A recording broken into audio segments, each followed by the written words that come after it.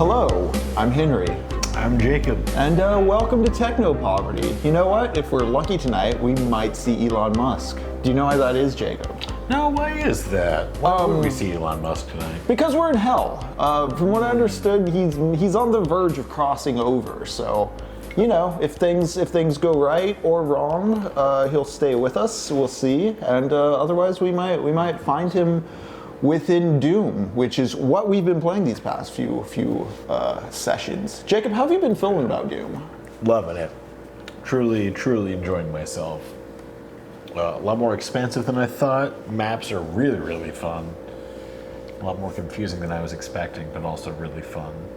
Yeah, so when you say expansive, you're talking about, like, this is something you brought up, I remember we were talking last time, the sense of, like, progression, of, like, the hell creeping in, and of there being, like, an environmental drift, and there being more of, like, an environmental and organic narrative story thing going on within just the playing of these maps. Yeah. It's interesting because I felt so desensitized from that, having played so much Doom. You forget what just, like, the first game by itself is doing.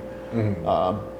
I'm trying to be kinder to it because I'm a bit of a Doom 2 fan myself, and I'll explain more of that as we get to Doom 2. Yeah, I'm interested. But as we're playing through Doom, we're stuck in these mazes, we're fighting all these demons, and we're using some books to help us navigate this. Techno Poverty's whole thing is typically we pair a book with a game, use one as an excuse to play or talk about or interact or read the other. Right now we're working through Labyrinths by Jorge Luis Borges. Again, apologies if I slip up on the naming sometimes. He's a 1940s, 50s, 60s father of, magical realism. He's an Argentinian writer, kind of a weird fiction guy in my mind. I remember him being my first kind of step out of Lovecraft country into just, like, short stories about the weird and the fantastic and the philosophical that weren't so, like, nihilist and scary, just more sublime and curious. But he had a lot to say on the infinite, and I've been thinking a lot about the infinite as we play Doom with its infinite possibilities, and we're going to read some Borges tonight and continue on that train of thought. But let's get right to the game. I'm going to turn this audio back on. Heck yeah. There's those sounds we love. Yeah.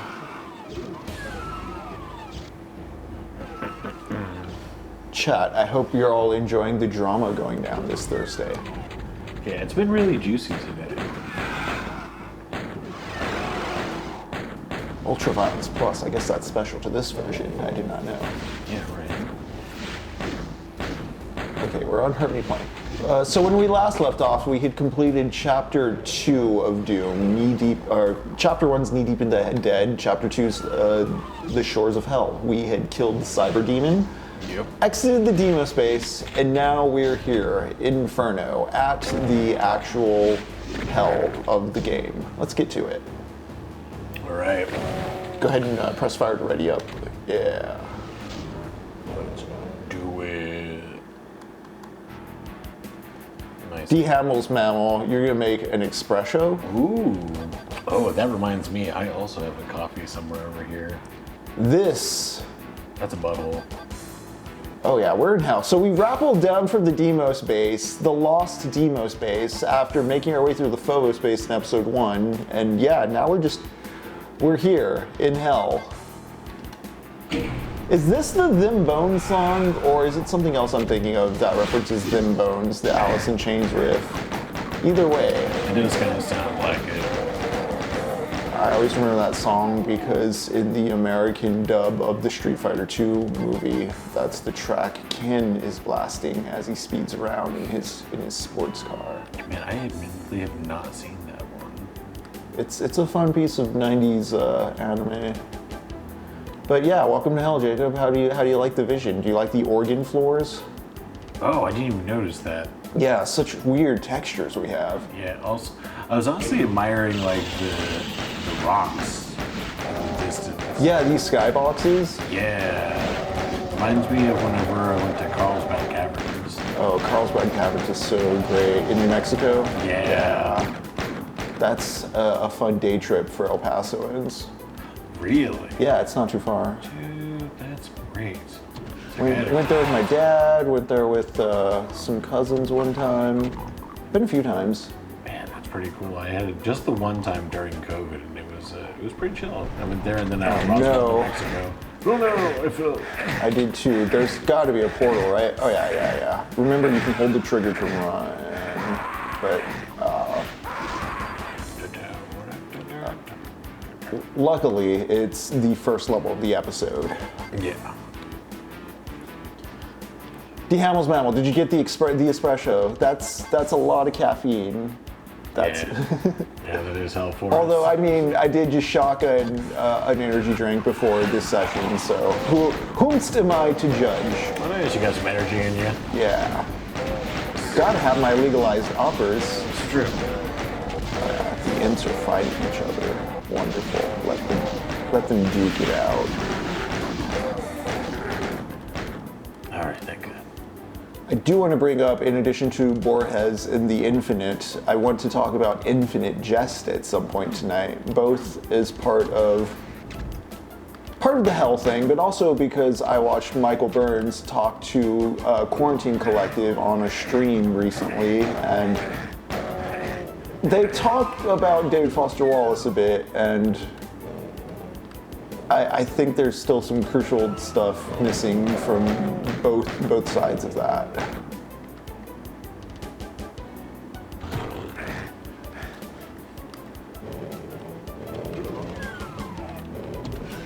But there's Jacob. All right. Yeah, I need a shotgun. What is down this way? Pinkies.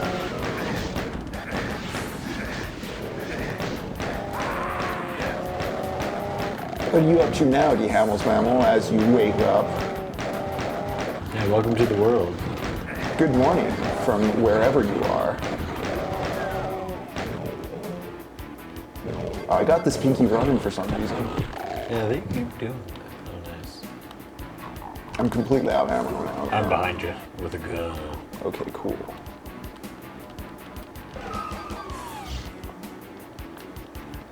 That face is definitely a switch, or this is definitely a door. Yeah, okay.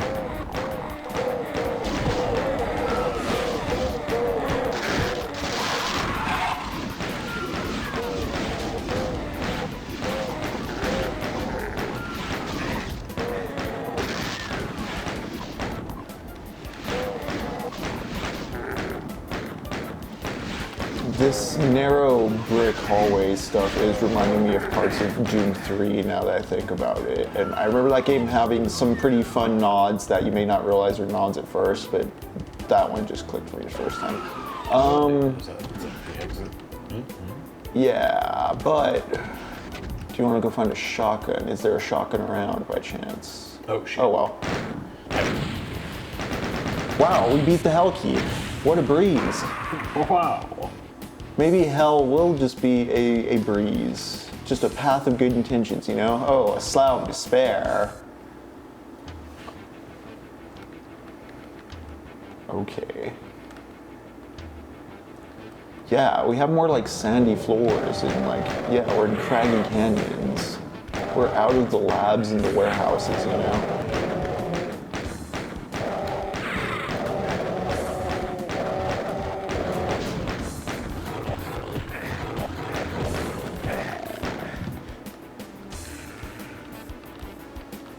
D. Hamels Mammal, have you seen any of the Trump-Elon posting wars? It's been pretty The drama of our lifetime is unfolding on, I think Trump's on Truth Social and Elon's just tweeting, like. cross-talking. Yeah, and then like they're just like having to look at each other's stuff on other platforms because they don't want to be on the same platforms together.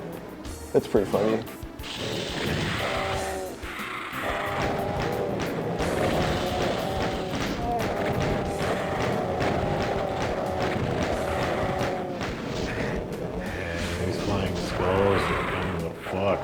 Yeah, I hate the Lost Souls, especially because, well, I don't even have a shotgun right now. I've been not keeping my momentum. Oh, damn, I had one, but it was last time. Yeah, hell kind of sucks, right? Yeah, it's especially with this.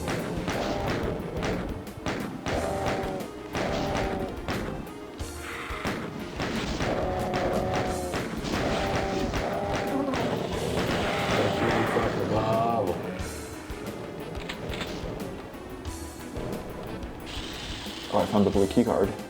Oh, nice. Wow. Yeah, this slough really is despairing, huh? Yeah.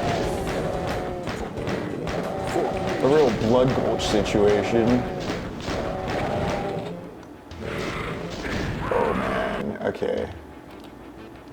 I didn't even see a blue door is the thing. Although I didn't go this way.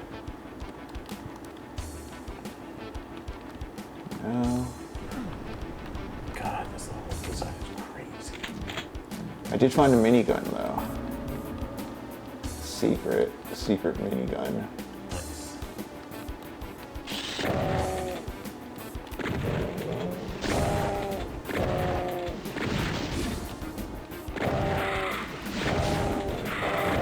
Yeah, I have no idea where to actually use this blue key.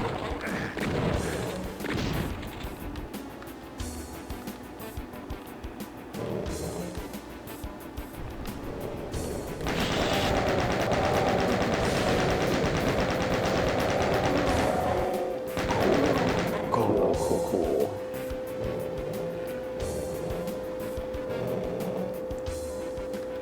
Oh, there's a switch here for the blue key. That just opened a door somewhere. Sorry if I just oh no. I was like, I think I just unleashed monsters on Jacob, but no, I unleashed them on myself. Oh, thank God.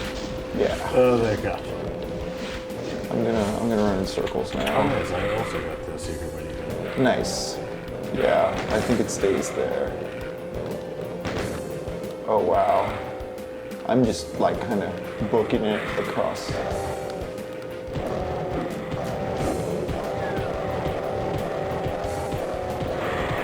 Oh man. Okay.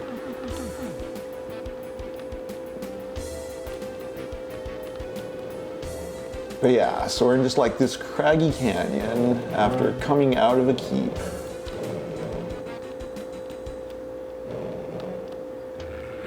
And yeah, there's like hell trees and like floating rocks.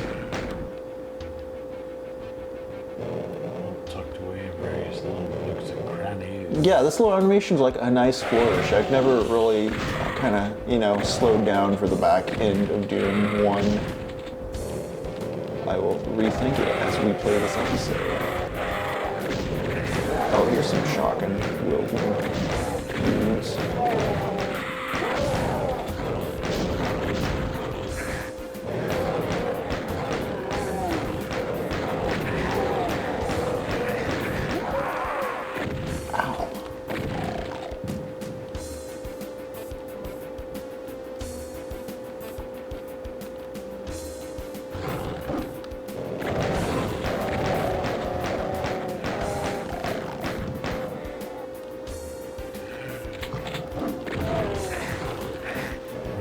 Doors. Nice. I don't know where you found that, but yeah, nice. There's like a wall of like shock and stuff over here too if you need it. Oh.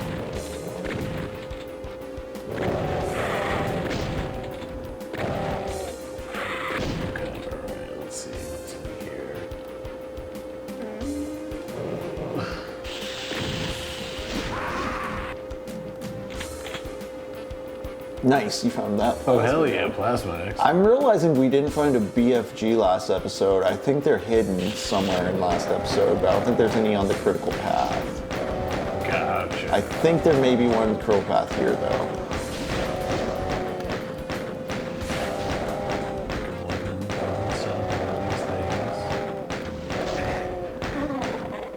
All right.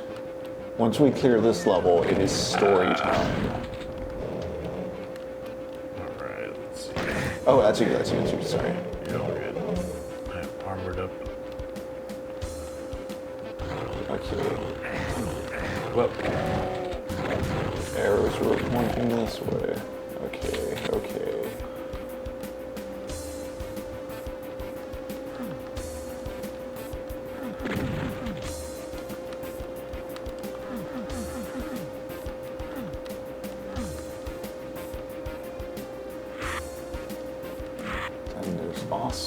gotta be.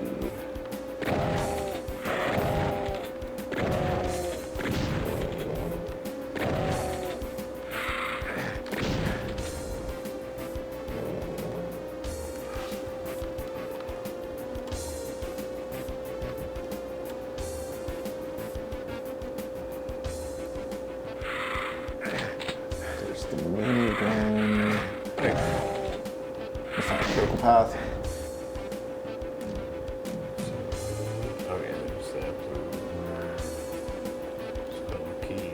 This Oh, looks nice, it's the a start. hand. Oh, that's pretty cool. Oh, nice. Yeah. That's actually really cool. All right. That really reminds me of in Zelda when we were like, oh, what's this dungeon shape? Yeah, that was really cool. Again, so much of Doom is rooted in pen and paper, Dungeons and Dragons type sheet. Right? You have analog games, and then you have the evolution into digital games. And there is a traceable lineage. Oh, yeah. A lot of lost souls over here.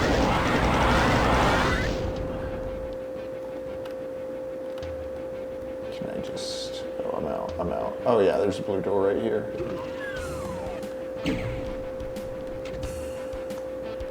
Is this the exit? I think this is the exit.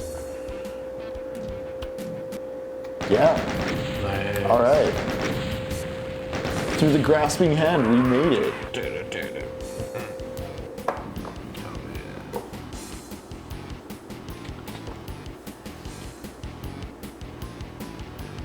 All right. Oh, we are deep into the code now. Mom, I want to listen to Slayer.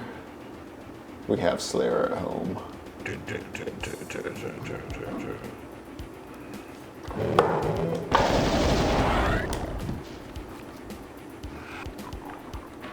Oh, wait. Sorry, I was gonna punch you. So we're just so south of heaven, you know? Oh, that's fair. Racism. All right, Jacob, I'm going to leave you behind this crooked cross while I read some Borges for the chat. I'll leave you to figure out this maze while I describe another maze. I'm going to turn the doom down just a tad as I do so. This is the story of the Library of Babel from Jorge Luis Borges' Labyrinths collection. It opens with a quote. By this art, you may contemplate the variation of the 23 letters. The Anatomy of Melancholy, Part 2, Section 2, Mim? I'm not sure. I thought that was line 4. The universe, which others call the library, is composed of an indefinite and perhaps infinite number of hexagonal galleries, with vast air shafts between, surrounded by very low railings. From any of the hexagons one can see, interminably, the upper and lower floors. The distribution of the galleries is invariable. 20 shelves, 5 long shelves per side, cover all the sides except 2. Their height, which is the distance from floor to ceiling, scarcely exceeds that of a normal bookcase.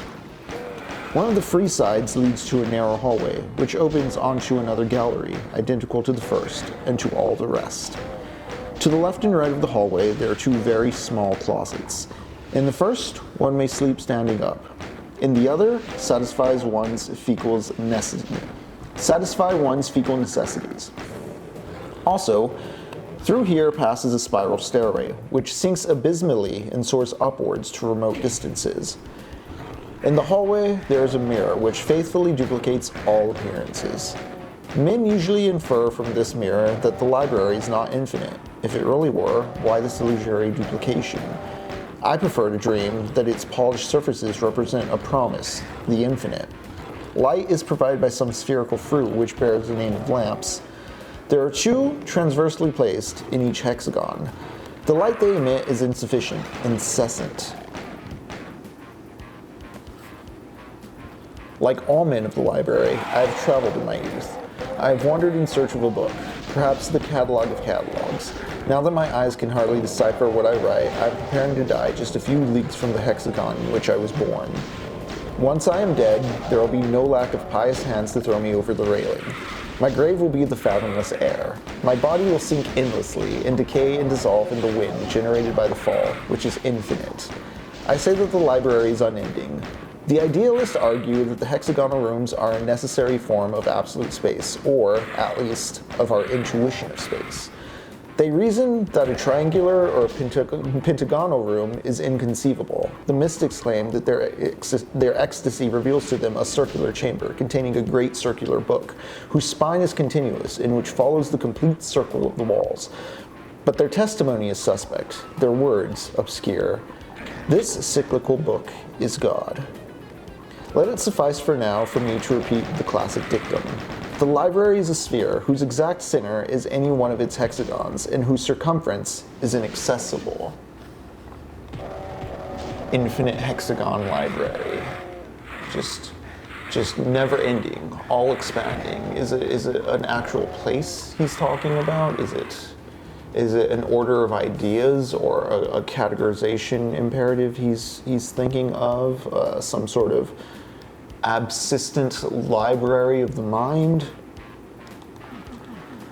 There are 5 shelves for each of the hexagon's walls. Each shelf contains 35 books of uniform format.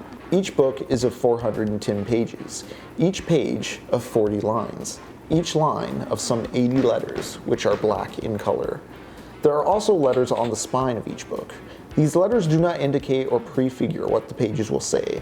I know that this incoherence at one time seemed mysterious.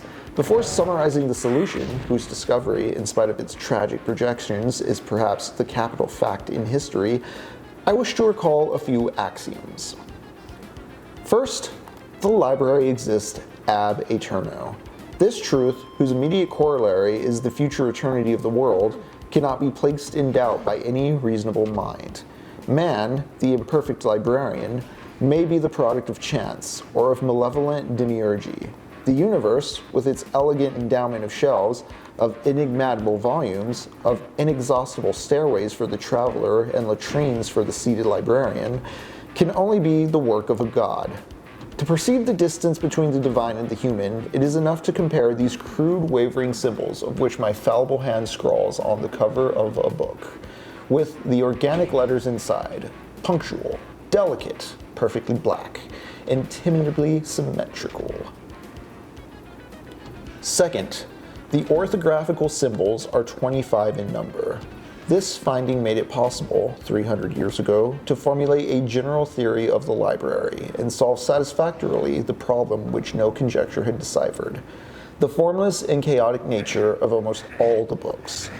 One which my father saw in a hexagon on circuit 1594 was made of the letters MCV, perversely repeated from the first line to the last.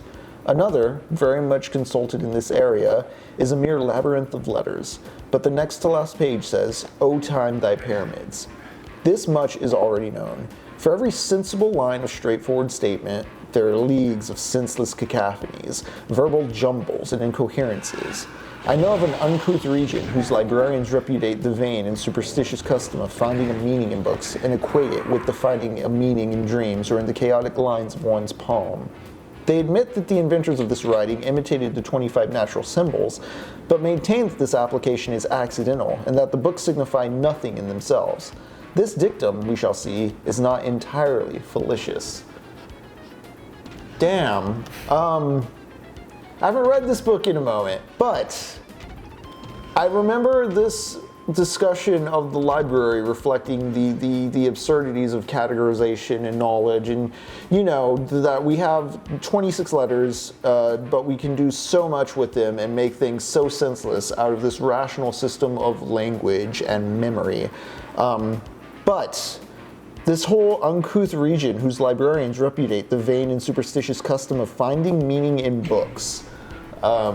don't think about it, bro. Just turn your brain off. Just enjoy the content. Like, all you got to do is invest in the protagonist. If they're a bad person, don't watch the entertainment. It's bad entertainment. It's for sinners. You're a sinner if you like this entertainment. Why are you watching American Psycho? You are the American Psycho. You know, that flattening of rational criticism, or even the just suffocating of the mind, something like Burroughs' asshole learning to talk and overriding the brain's thoughts with just the cancerous shit of nothing. Damn, that really strikes at me. Don't read meaning into things. Don't watch movies. And how dare you try to interpret things made by artists who are potentially working on metaphor or pun because they're trying to get across, say, something like a queer story in a time where being queer is outlawed. So they have to rely on innuendo. I know when I was talking about Andor, I was talking about the limits of innuendo, but there's still a use for innuendo. You have to be able to talk in these codes around the authoritarians in power. That's how you get a lot of subversive art that tests the boundaries and really helps us, you know, define what's acceptable within the culture. And something to do with Disney destroying the alter ego in the superhero movie really hurts me in the sense that, you know, Spider-Man puts on the mask because villains who know he's Peter Parker would then go and hurt Peter Parker. And that is such a clear metaphor for operating against authoritarians, or, you know, the labor union struggles where those who were striking needed to, you know, protect themselves and their families because there'd be Pinkertons sniffing around, and so, you know, you have to put on your work mask, you have to put on your home mask. There's that aspect of the superhero. I mean, I don't like the present day kind of forward moving plot of Damon Lindelof's HBO Watchmen show, but I did like a lot of the world building stuff it was trying to articulate, and part of that was the wearing of masks by persons of color in American history to protect themselves from crooked cops and such. That whole aspect of the superhero seems to be suffocating or on its way out, or the MCU did quite a number to get rid of that, and suddenly, like, to be a superhero is, you know, to be a gig economy worker, to be your superheroic entrepreneurial self all the time, you know. It's very telling in Spider-Man Homecoming to me, for instance, that Peter doesn't want to be a high schooler. This is my issue with Holland's Spider-Man in those first two movies. They kind of fix it in the third one, but the third one has a whole other mess of problems.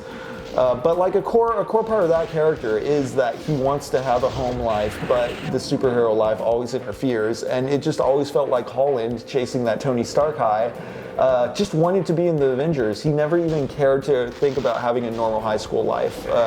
We're getting too far off track of the Borges here, but the need for innuendo is why I went off on that tangent, and how, I don't know, there's a Puritan American Protestant way of ingesting art where it's like, I only eat the good products, that way I could be the good boy, that I think just completely overlooks who dictates what is good and who gets to set the standards by which, you know, something's considered excellent.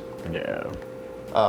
You know, because what if, you know, you're a bigot and you just say, like, well, by my standards, we're going to say that gay is bad, and then suddenly everyone who doesn't want to stand up for gay rights in the pop culture just starts parroting that, and ooh, everybody's saying gay is bad. What's up with that? Happy Pride, by the way, everybody. Yeah. All of our queer them be, him be, they be friends, we love you all.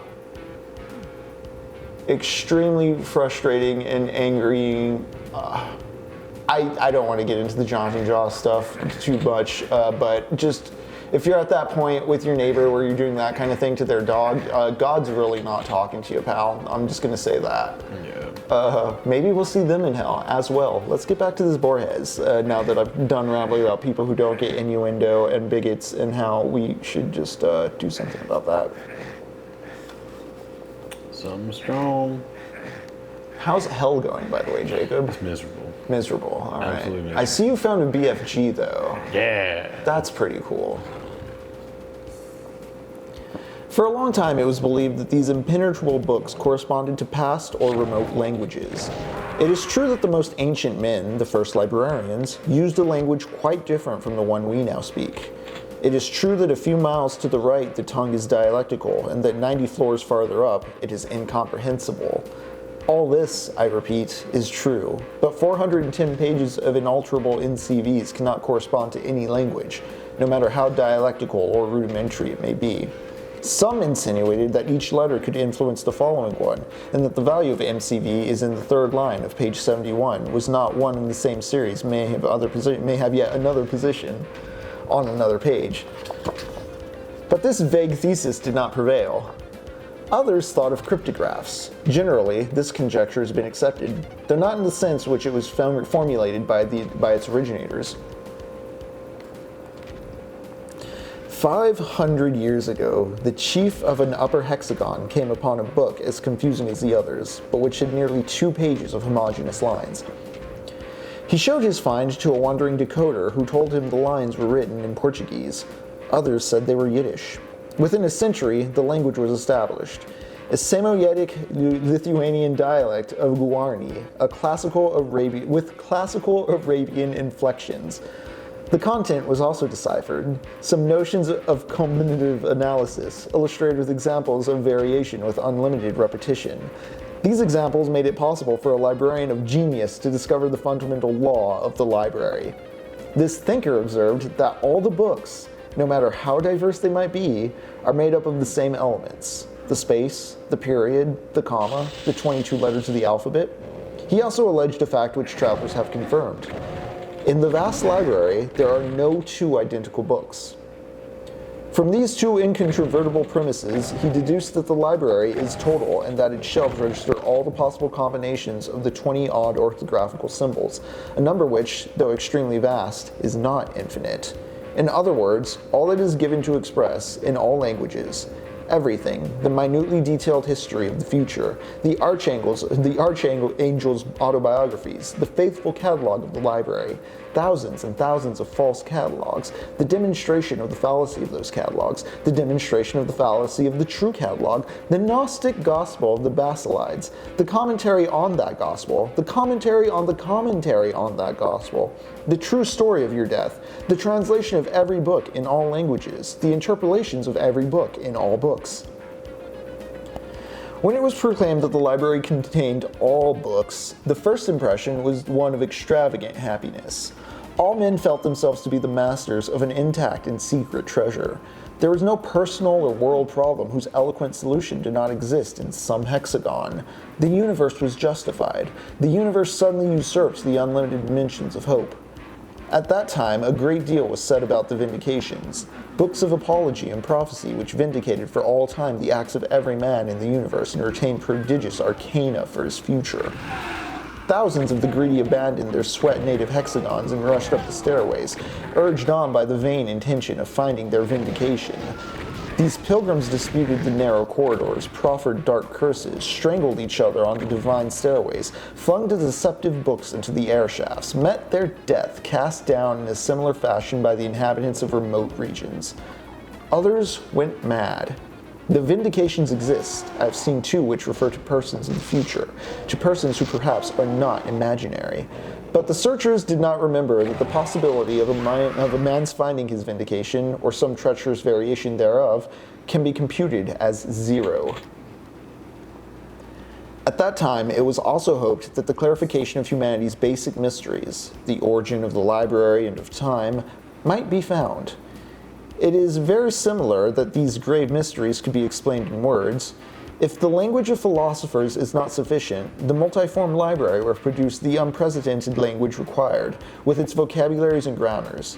For 4 centuries now, men have exhausted the hexagons. There are official searchers, inquisitors. I've seen them in the performance of their function. They always arrive extremely tired from their journeys. They speak of a broken stairway which almost killed them. They talk with the librarian of galleries and stairs. Sometimes they pick up the nearest volume and leaf through it, looking for infamous words. Obviously, no one expects to discover anything. As was natural, this inordinate hope was followed by an excessive depression. The certitude that some shelf in some hexagon held precious books and that these precious books were inaccessible seemed almost intolerable. A blasphemous sect suggested that the searches should cease and that all men should juggle letters and symbols until they constructed, by an improbable gift of chance, the canonical books. The authorities were obliged to issue severe orders. The sect disappeared, but in my childhood I've seen old men who, for long periods of time, would hide in the latrines with some metal discs in a forbidden dice cup and feebly mimic the divine disorder. Can language save us? Can we find answers in language, or are we just like advanced primates, just writing down what these sounds mean and hoping there's some sort of order to the noises we're making? Sure, there's common traction and there's generalizations, but there's something specific always lost, isn't there? I don't know. I think it's like waiting for a corrupt legal system to do away with a corrupt politician. You're not accounting for the fact that the corruption's part of the system. It's part of the process. It's just a function of what it do. You're expecting an abstinent object to do something subsistent, but you need to be existent to actually do something. Dang, that's a baron of hell right there, Jacob. Yeah, it isn't all I have is a pistol right now.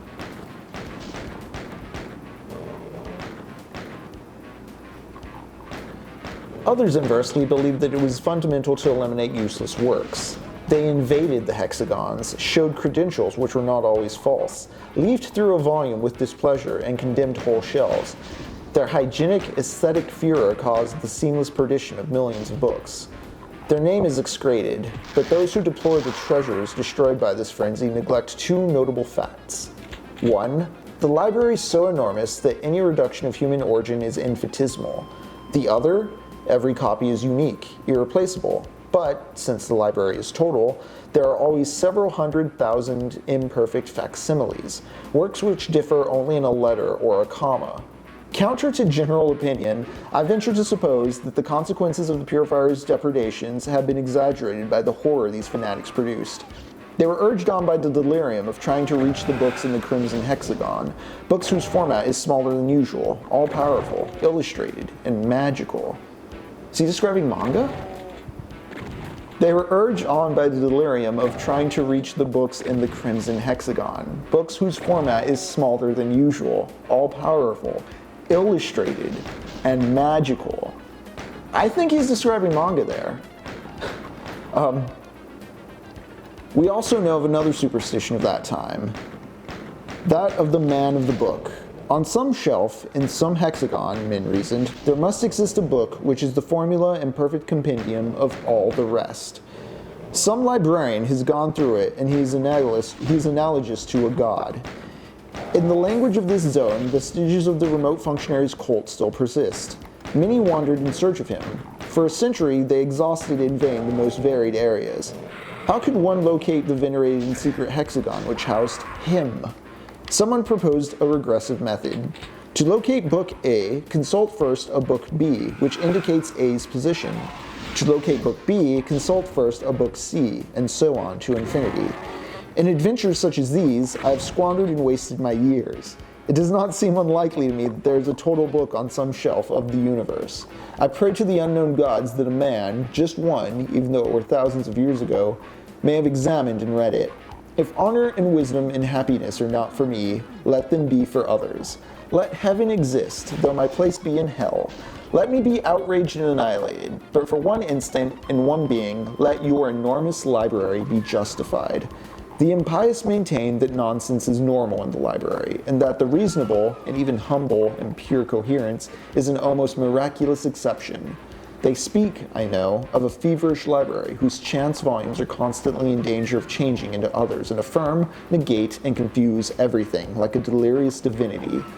These words, which not only denounce the disorder but exemplify it as well, notoriously prove that their author's abominable taste and desperate ignorance. In truth, the library includes all verbal structures, all variations permitted by the 25 orthographical symbols, but not a single example of absolute nonsense. It is useless to observe that the best volume of the many hexagons under my administration is entitled The Combed Thunderclap, and another, The Plaster Cramp, and another, Exacxis Mlo. These phrases, at first glance incoherent, can no doubt be justified in a cryptographical or allegorical manner. Such a justification is verbal, and ex hypothesi already figures in the library. I cannot combine some characters. DHC, MR, LCH, TDJ, which the Divine Library is not foreseen, and which in one of its secret tongues do not contain a terrible meaning. No one can articulate a syllable which is not filled with tenderness and fear, which is not, in one of these languages, the powerful name of a god. To speak is to fall into tautology. This wordy and useless epistle already exists in one of the 30 volumes of the 5 shelves of one of the innumerable hexagons, and its reputation as well. An n number of possible languages uses the same vocabulary. In some of them, the symbol library allows the correct definition, a ubiquitous and lasting system of hexagonal galleries. But library is bread, or pyramid, or anything else, and these 7 words which define it have another value. You who read me, are you sure of you understanding my language? Funnily enough, I think I am understanding what he's saying, because this library is making me think of the internet. More on that in a moment. The methodical task of writing distracts me from the present state of men. This certitude that everything has been written negates us, or turns us into phantoms. Damn, okay. So I was bringing up the internet because, see, the internet exists, and if we were to suppose that language could solve everything, and we have this infinite vast space of digital cyberspace where everybody's a monkey slamming their post on the typewriter, there's a misguided assumption that we're gonna post our way out of this, you know what I mean? Surely there's gotta be something we can say that will make everyone change their mind. You mean we gotta do more than posting? But the methodical task of writing distracts me from the present state of men. This certitude that everything has been written negates us, or turns us into phantoms. Just the withdrawn sense of being a voyeur of the world, of only being able to do commentary on what power is doing is, I don't know, a powerful suction cup of what social media has turned into, and it does remind me of this Library of Babel, in the sense that we're all showing up at the library and we're all throwing our words at the wall with the idea in mind that words are going to do something. And, well, I don't know. We can change the Overton window on cultural attitudes and shifts, but what really moves people in power to change the material flow of things that I don't have any chance at pulling the levers on? How about you, Jacob? Do you have any powerful levers I don't know about? Not that I've been able to find, certainly. All right, let's finish I'm up. a tall white man, but doesn't really come in as much as at least in ways I can use. Damn. I know. Oh, flex move. Doing your magical realism, boy. Yeah, what's up, Flex Move? Jorge's hell yeah. Yeah, let's finish up the Library of Babel here, and then I'm gonna read Funes the Memorious in the back half of today's show. I'm going to help Jacob navigate hell in a moment once I finish this short story, but the methodical task of writing distracts me from the present state of men. The certitude that everything has been written negates us, or turns us into phantoms. I know of districts in which the young men prostrate themselves before the books and kiss their pages in a barbarous manner, but they do not know how to decipher a single letter. Epidemics, heretical conflicts, peregrinations which inevitably degenerate into banditry have decimated the population. I believe I have mentioned the suicides, more and more frequent with the years. Perhaps my old age and fearfulness deceive me, but I suspect that the human species, the unique species, is about to be extinguished, but the library will endure. Illuminated, solitary, infinite, perfectly motionless, equipped with precious volumes, useless, incorruptible, secret. I've just written the word infinite. I've not interpolated this adjective out of rhetorical habit. I say that it is not illogical to think the world is infinite. Those who judge it to be limited postulate that in remote places the corridors and stairways and hexagons can conceivably come to an end, which is absurd. Those who imagine it to be without limit forget that the possible number of books does have such a limit. I venture to suggest this solution to the ancient problem. The library is unlimited and cyclical. If an eternal traveler were to cross it in any direction, after centuries he would see that the same volumes were repeated in the same disorder, which, thus repeated, would be an order, the order. My solitude is gladdened by this elegant hope.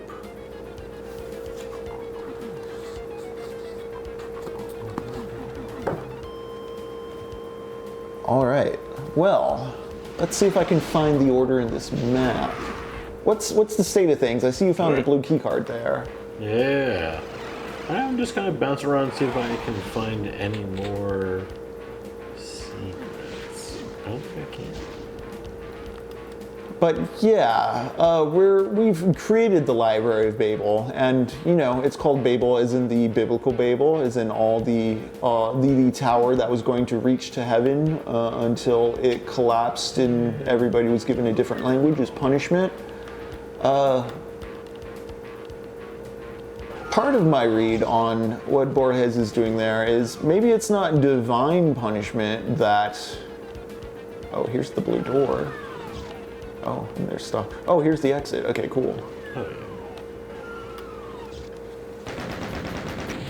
But there's just the futility of trying to catalog and spreadsheetify and get everything down to an exact science because, I mean, hey man, like, your house can catch on fire the next day. Don't overmeasure it and not enjoy the present moment. To get back to Ursula K. LeGuin for a moment, be present. Don't always be worrying about your progress. You are not an RPG character. I think Jacob and I have both been going through a sort of Zen-like purifying process with our Space Marines dying so often in these maps.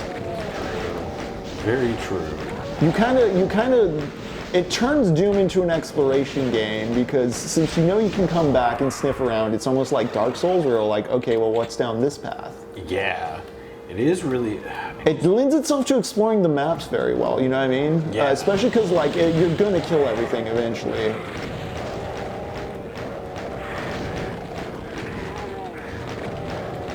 You fucker. There we go. But the hopes of posting your way out of it, or that the library's going to have your answers. It's, you're not trying to solve anything. You're trying to find something else to solve the thing for you, kind of a thing with the technology. I read that library as an internet metaphor, and that may be a bit too contemporary or gross in some literary sense, but I think it's applicable to the modern day, and that makes it still interesting and fun.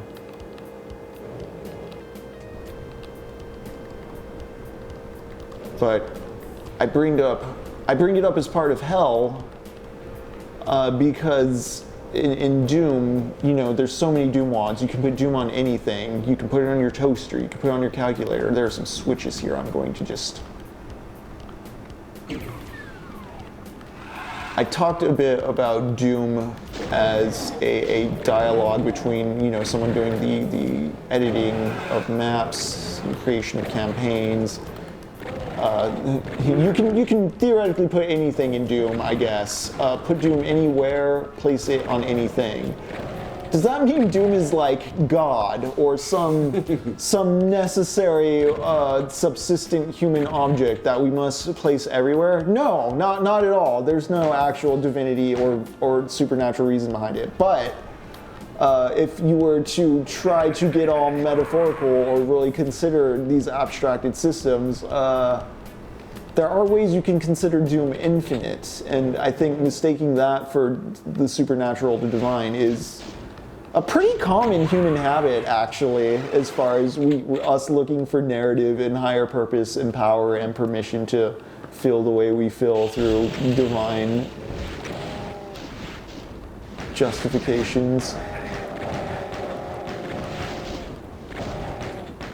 We get a lot of feelings and need ways to express them. Honestly, I think this is a huge problem with people who get all questioning about or they think it's illogical for people to go religious. It's like, well, yeah, dude, they're not adhering to a system of logic. I think religion's very libidinal. Like what gets your dopamine going? What's going to get you off? And then from there, like. There's a lot of things. It gives you a community. There's a lot of. There's that. Yeah, there is that. Yeah. I do think there is very much the fetish aspect, and I'm not trying to be all like vulgarist or like put downy on religion. No, but like an orgasm is literally like the greatest high like you can get without doing like intravenous drugs and shit. You know what I'm saying? Yeah. It's that button that just tells you everything's cool and good, and so. Like, do more. You're like, excellent. Whatever hits that button, people are like, oh, this makes me feel thoroughly and completely like justified and good in what I'm doing here. Yeah. That's the voice of God talking to me. Right. There's that libidinal thing, and also so much of like, especially Christianity, is Jesus did this for your sins. Like, no, he died for your sins. Like, you're imperfect. Po buddy's nerfect, you know? Yeah. If you sin, like, you know, confession, just be good with God about it. At the end of the day, Jesus knows you're doing the right thing. He died for your sins. It's that forgiveness. Like, why would you not buy into that if you were feeling like a real piece of shit and didn't really have any other... Right. You gotta give something. You gotta give yourself permission. Yeah. And, you know, putting your faith in, you know, the definition of things or that the library, even the question of like, is it infinite or cyclical? Like, you can't just say the library is infinite, it has all the answers. It's like, well, we still gotta go find the answers, and you're not finding the answers. Yeah. Cool, AI can do all this stuff with what's going on the internet. Yeah, but it's telling me I should drink Windex when I look for like coughs, like what's good for a cough. Yeah, the very basic things it should not be doing this.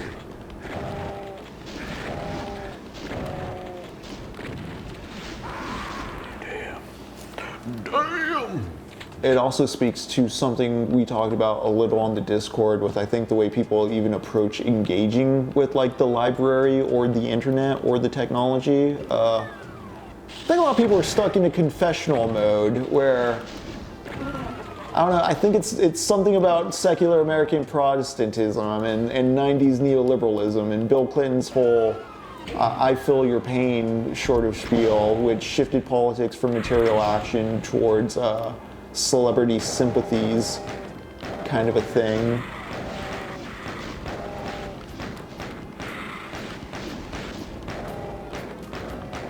The overly apologetic, am I posting too much, or hey, I'm going to tell you. I mean, it's something that's been kind of underboiling in American culture since World War II. Like in Mad Men and stuff, there's the whole part where like Dawn confesses on the job, men, you know, traditionally masculine men not talking about their feelings kind of stuff.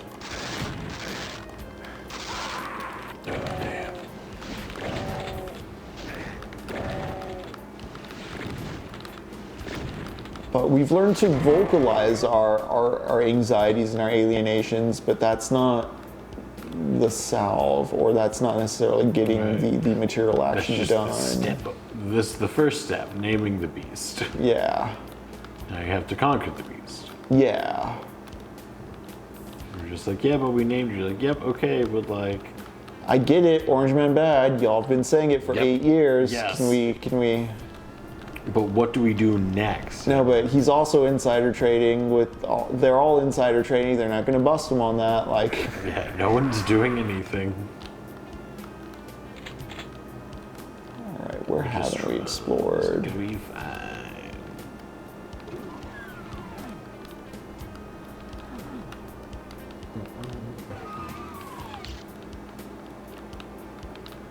I think too, though, this is a good way to get into talking about Infinite Jest, because David Foster Wallace believed that the entertainment would save us. He was, you know, into that new sincerity stuff, but the limits of new sincerity were like, hey, let's all chill and watch TV and take it at face value. We're not gonna be ironic. We're not gonna be cheeky about it.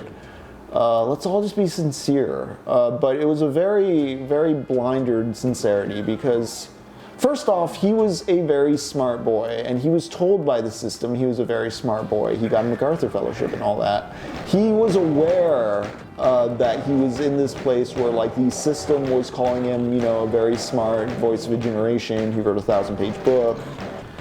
He was a great work of American genius, et cetera, et cetera. He was in the narrative. He was on the throne. And I think the tension he kind of suffered from was, like, he insisted on, like, yes, this works. Just take it sincere. And part of why he could say that is because he was privileged enough to be on the throne to take it sincere. His whole ethos of, like, if we all just chill and take TV sincere doesn't account for how some people can't afford a TV. Some people can't take time off their 3 jobs to be caught up on all the latest shows. Some people have an abusive situation at home, so when they're done with work, they don't go watch TV at the end of the day. You know, the material access to the broadcast. And then on top of that, you really have to wonder, like, well, who gets to dictate what's on TV and what we should be taking sincere? Because when we look at postmodernism or just irony in general, it typically is a reaction to, hey, the television's lying about material conditions on the ground. Here's some art that explores why that's a lie, or here's some biting sarcasm because I feel really hurt by this right now and I'm kind of angry and just need to name the thing. Yeah.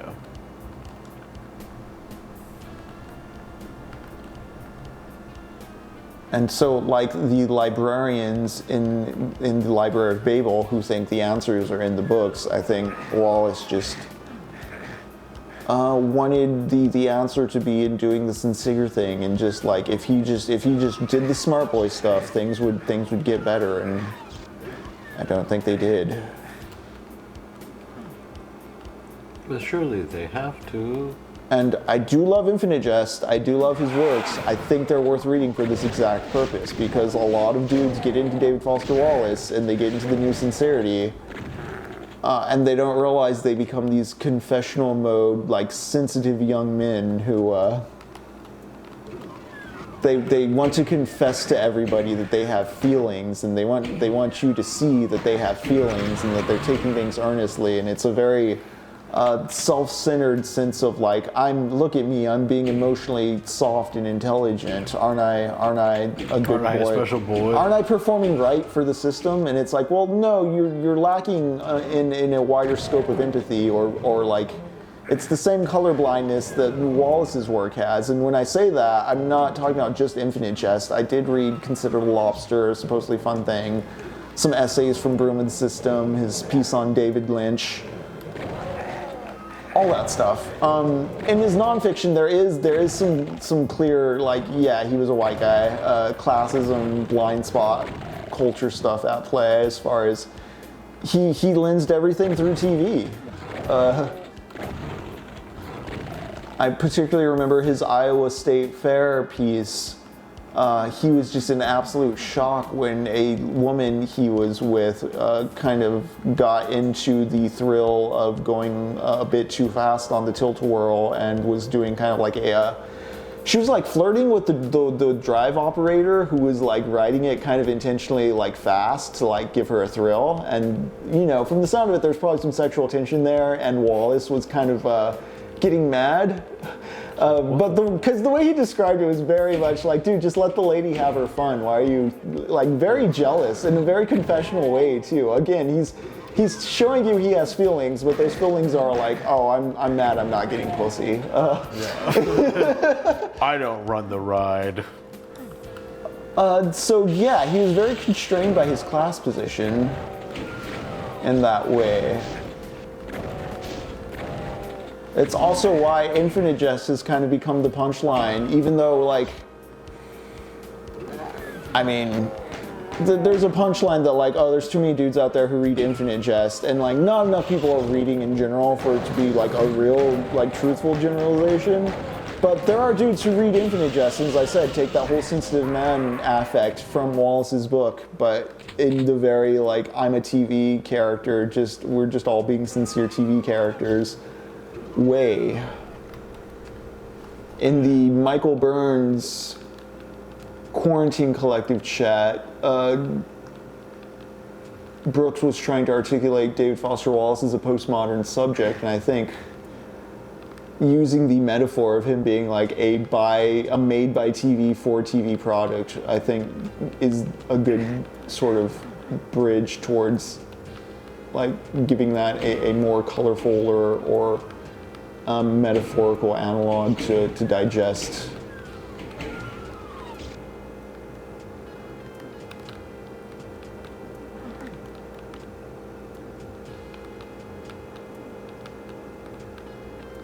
Again, what if you prostrate yourself before the system and nothing happens? So what am I doing it for? Yeah, I keep calling it this confessional style, and it really is like, who are you praying to? You know, the element of sin requires God. We have all the keys. I don't know where the red door is, by the way. Red door.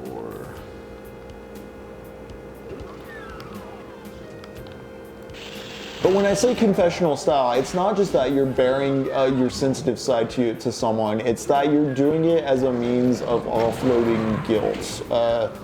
There's some sort of higher power involved in the sense, there's a hope that there's a higher power on behalf of the confessor. They're hoping whatever they do gets the weight off. And I mean, I think in Wallace's case, and what a lot of doomers right now politically who are kind of stuck in the weird centrist mire are feeling right now is that it's not getting the weight off. Yeah. I'm supposed to have the catharsis. Right, like I did the thing, I did the spell, everything's supposed to work. that's fiction, that's books, but that's not necessarily just because you arrange the words and the narrative in that order in fiction doesn't mean reality will follow through or adhere to such. But books are real. Movies are real. Indiana Jones really fought all those Nazis and now everything's They're fine. useful abstinent objects, but yeah, they're definitely not existent. Which is really interesting too, because Okay, that's so you're really coming. the main place you see a lot of justice in the world, or the expected justice that people want to see in the world. Right. In the pop fiction Yeah. spectacles. It's supposed to go this way. I think after decades of it's supposed to go this way, people just assume things go that way, you know? Yeah. It's like that guy who tried to shoot up the FBI building with a nail gun because he's like, it's bulletproof glass, but it's not nail-proof glass. Yeah, You know, yeah, yeah. convincing Something that really frustrated me that this bring to mind is the whole Taco Tuesday, Taco Trump thing, in which I guess it stands for Trump always chickens out. I saw Chuck Schumer actually like posting a video. There were some other representatives posting about this. It's just the most boomer-brained thing where, like, you called him Taco Trump. What's like, he's a little annoyed, I guess. But your tacos aren't bad. Like, Yeah, and also also, this dude's got ICE like kidnapping and disappearing people, particularly persons of color who are Hispanic or Latino in origin, because the general slant of the racism leads that way. We don't need to be giving negative connotations to taco, especially because tacos are fucking awesome. Just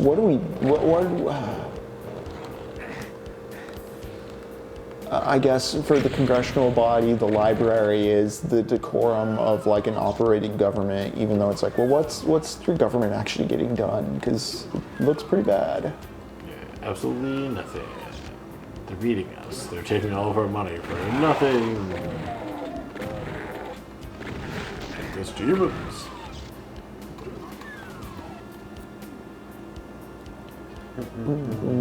Okay, I'm trying to suss out. Is this a door? Oh, you know what? It's probably.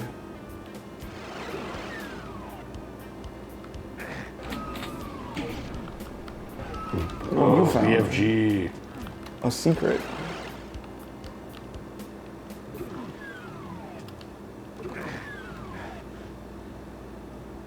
I think I see the red door on my screen.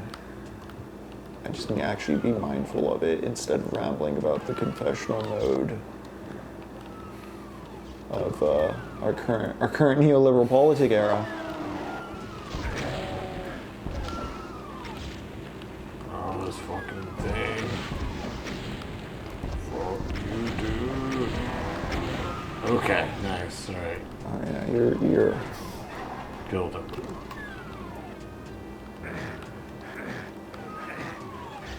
you were out there.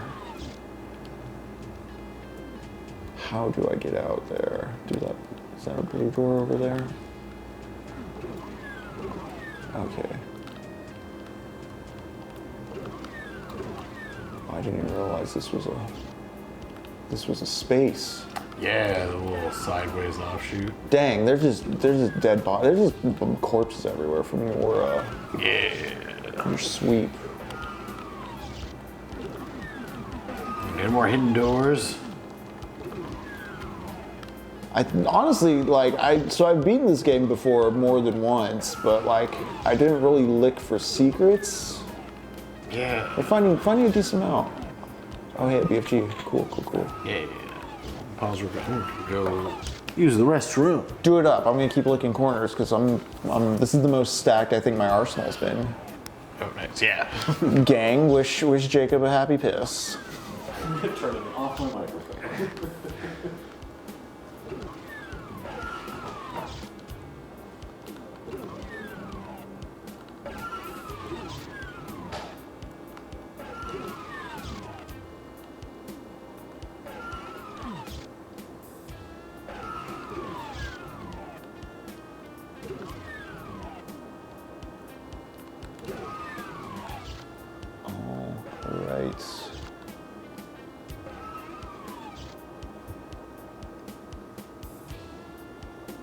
No, man, we got some good gear. Like pistol starting this late, it sucks. I'm not gonna do that, King of Mystery. The temptation will not come upon me. I'm wondering where this fucking red door is, though. I think it's right here.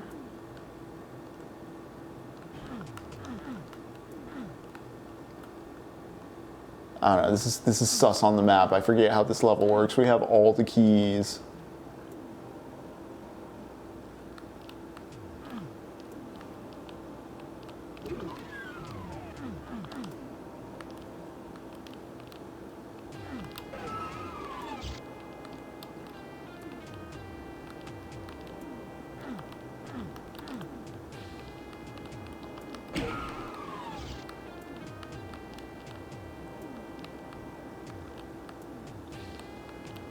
Does this do something because I have the red key now?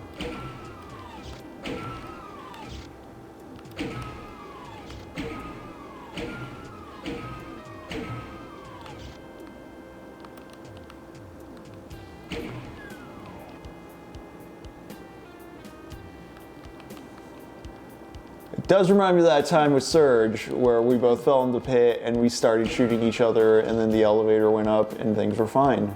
And we never talked about it again. Okay, cool.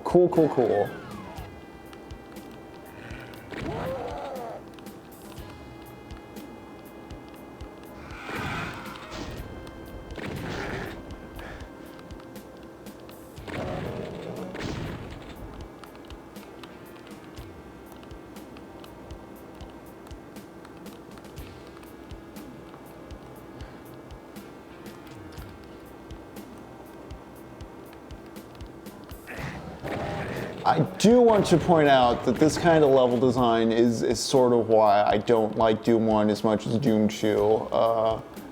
It's very flat, it's very narrow, and it's kind of twisted in on itself a bit too much in a gimmicky way I don't really appreciate. Whereas like those ending Doom 2 levels do feel like a grand, like hell adventure. The first few levels of this episode have been great though. These kind of indoor hell dungeons aren't the thing I like as much, though. Like Slough of Despair was pretty peak in terms of being an open valley area that you're trekking across and around. Dare I drop down? I want the ammo pack. Okay. Okay. Also, Jacob carried like the first half of this level while I was rambling. So, I'm returning the favor.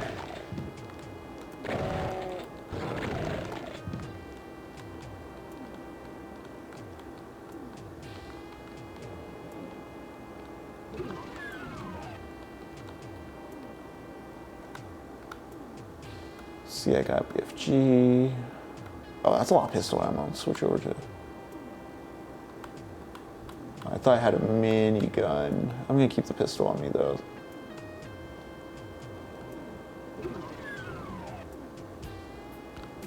Tight.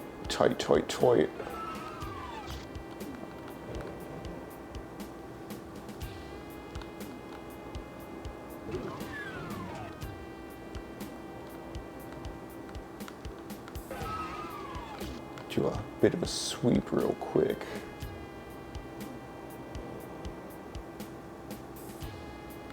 Yeah, exactly. I'm not even lecturing him. I'm talking to the voices in the electric space outside of hell.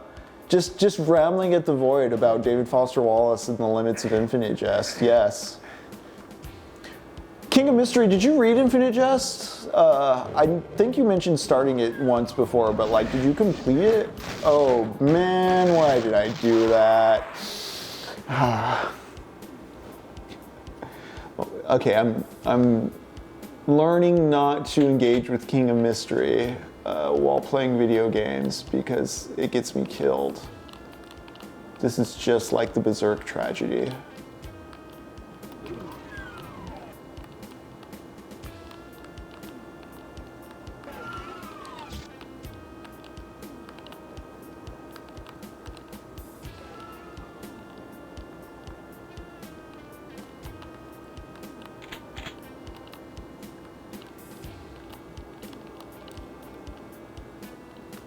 It's okay, there's a secret BFG pickup, so it's always going to be there.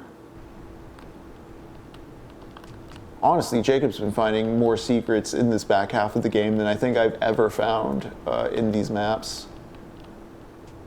Which, again, maybe speaks to my bias against these maps because as a fresh player to the game, he's finding it quite engaging, and I always thought the secrets were a bit too esoteric to really commit to memory or track down, but I mean, he's stumbled on quite a few pretty fine already.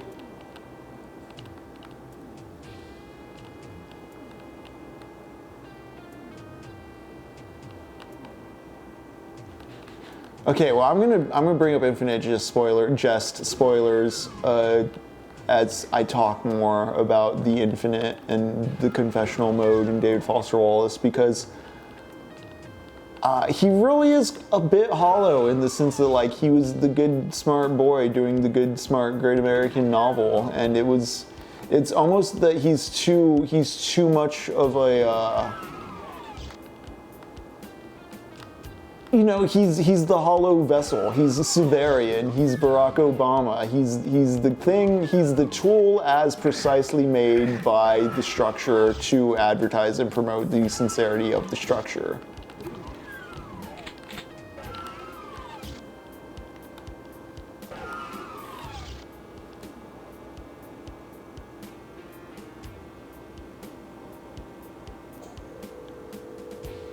It was a non-light conscious DNF.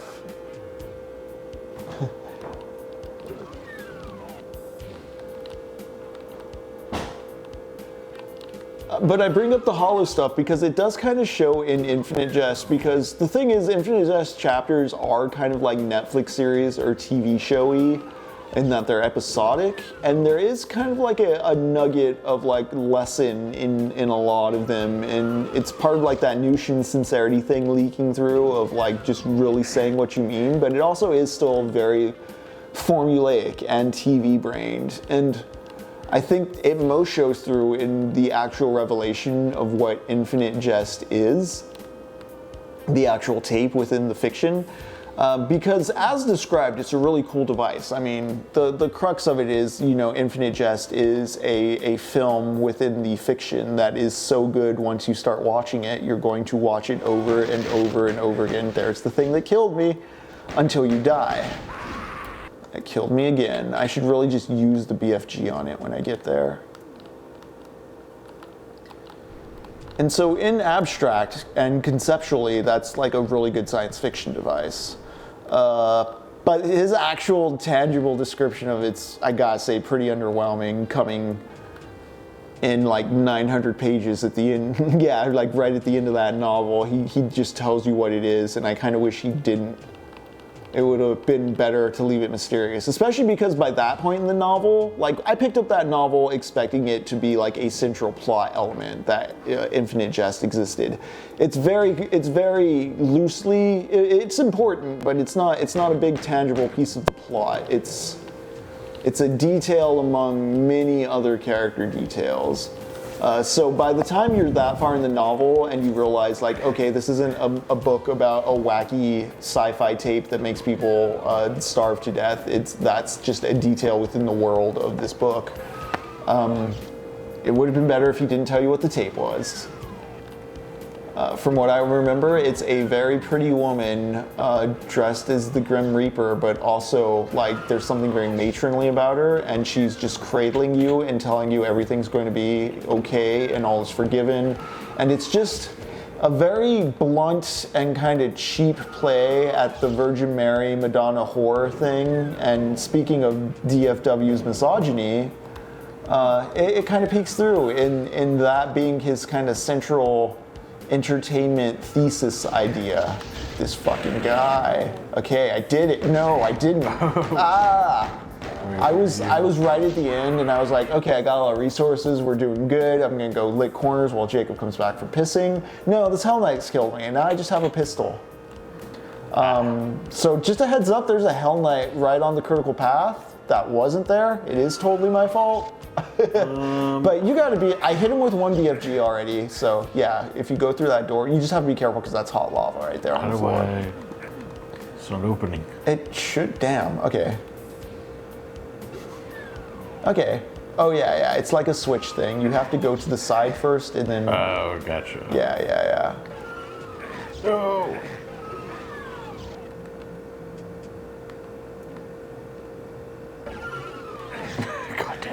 I don't know why it's... Oh shit, he's right there.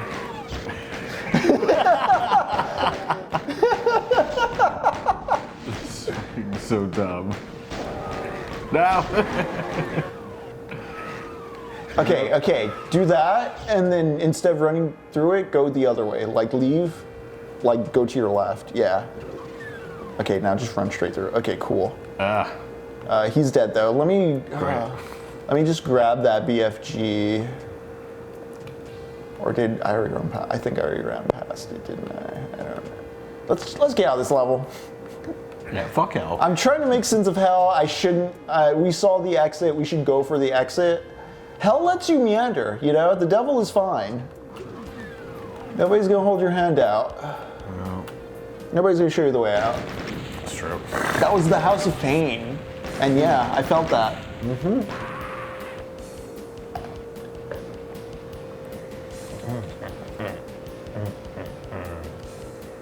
All right, let's do this. The Unholy Cathedral. We're on Unholy. Is this level 4 or 5? I think 4? I think we shouldn't even be measuring hell. We should just, okay, shotgun start. Nice, cool. Be very careful. There's demons about. I don't know if you realize, Jacob, but we're in hell. We're in hell. Hell? What in hell? We were talking about like confessional mode generalization stuff, and the first 2 episodes of Doom aren't in hell. Doom is generalized as just you go to hell, you fight demons, but there's 2 labs you crawl through before you get to hell.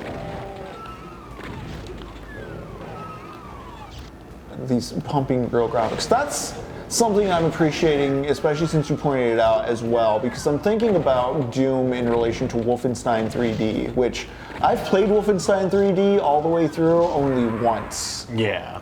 The levels are way too monotonous looking.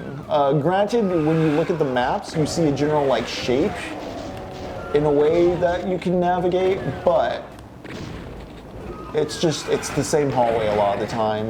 Yeah. The same three enemies. It's like Nazi, Super Nazi, and Dog most of the time, if I remember correctly. Yeah, that's about right. It's the same problem I have with the first two Metroid games and a lot of, yeah, it just looks too samey. Yeah, there's not enough variation in all the levels. Doom's so much more colorful and cartoony. There's so many different pieces too. Yeah, pointing out those floating, oh hey, it's just at my body, interesting. Yeah, pointing out those like glowy torch rocks, it's like, oh yeah, this is just a purely superficial environmental feature, and that's awesome.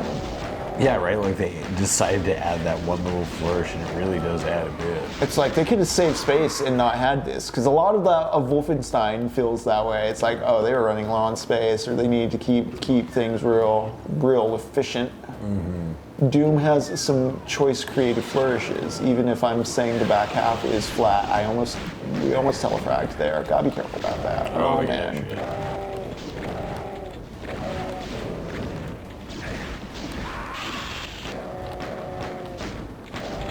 This level's kind. It gives us a shotgun at the start.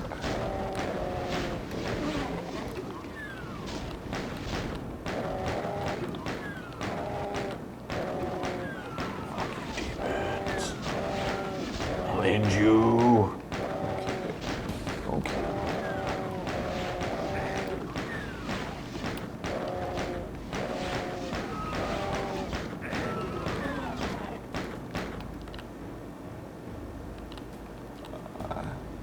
No key cards yet. No key cards yet. No whammies. No whammies.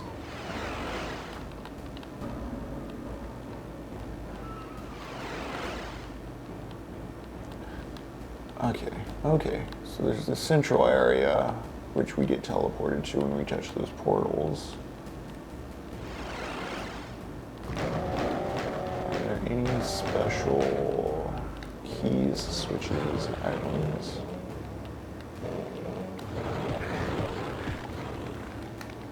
Where did you go to? Did you just go into a portal? Yeah. Okay.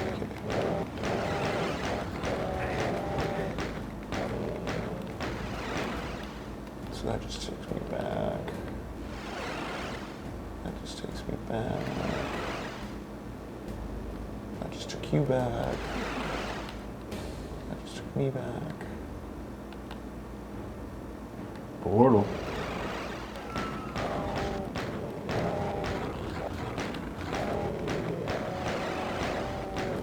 Which one did you go through? Is there a special?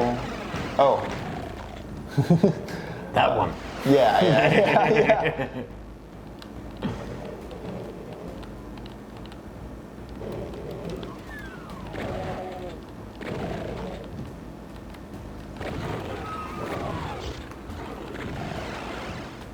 Portal.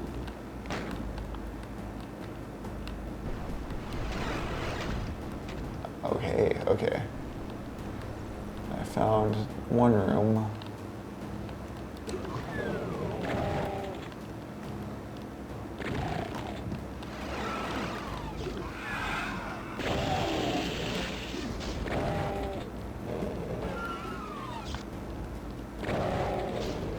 I think I saw the yellow key, but it looked like an ambush room I didn't want to quite trigger yet. Gotcha.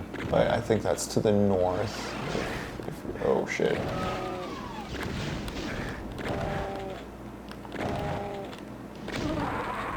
Dang.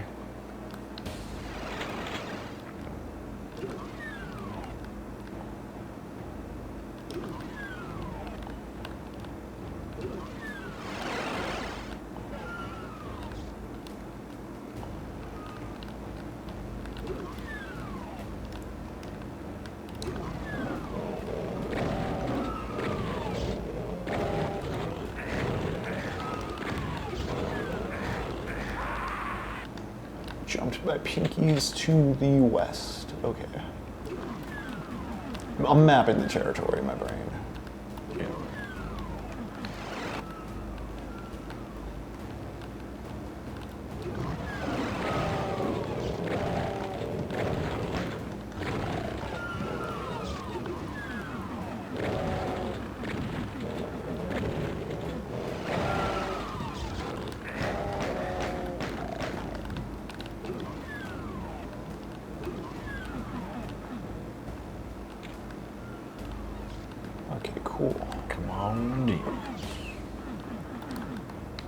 There's, if you go to the west, I think I went, there's like a plasma rifle pickup. Seems pretty good. Yeah, the west. Just some health and stuff there. Okay, cool.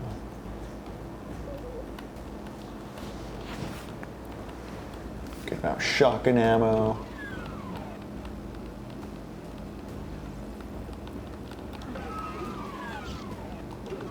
Actually, yeah, if you wanna teleport, see if you can get like teleport to the inside. Yeah. What side of the map are you on? Pull up your map. Okay, go to your, yeah, go to the left. Just go north or to the north area, or, whoops, there you go.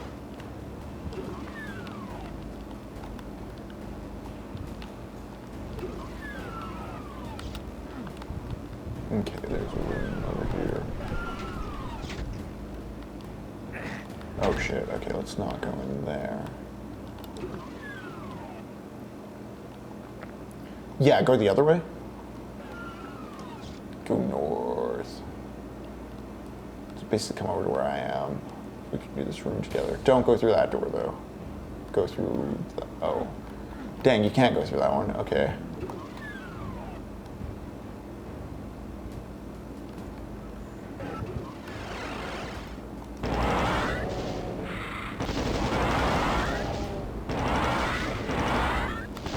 I think I just went through the right side of the map, or the left side of the map, which is also where the plasma gun is.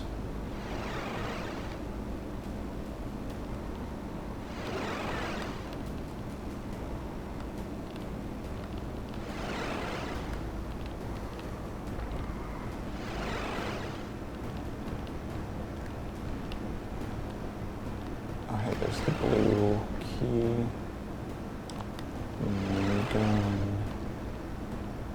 There's a switch around here I'm supposed to hit, I think. Yeah, I'm in there if you want to run in there. There's 2 months. Oh shit, shit. Fucked. Really fucked. Oh, sorry. I was like, yeah, I'm in there, and then I just keep doing my thing. I was like, oh no, there's monsters. There's an ambush.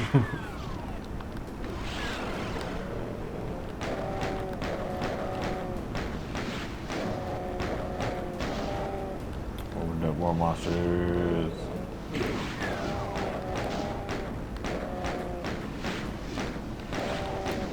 We should play the Ray Trace Doom.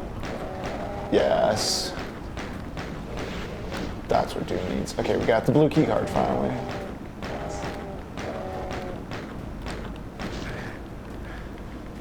You fucking fuck. Don't you run away from me? Secrets, nice. A lot of secrets, a lot of lies. Secret. I know a secret. Fucking Mr. Pickles. Mr. Pickles. Did that show get a second season? I don't think so. And that's a travesty. Dang, that's gonna... It's gonna be like Frisky Dingo for me, where I'm just like... It's just always like referencing. I'm referencing a show that like was on Adult Swim for 3 months. What was it about? Well, like it's this dog, and he abuses the grandpa, and then It's like the devil? yeah. No, trust me, it's a good show. That's why it only has 1 season. Yeah, that's why it wasn't. That's why picked up. nobody's ever mentioned it to you before, and I'm just mentioning it because of the weird episode where they do a very specific Friday the 13th parody. All right, where's this blue door?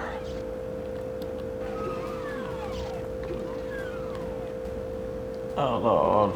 I believe it's on the side of the map that has the stupid.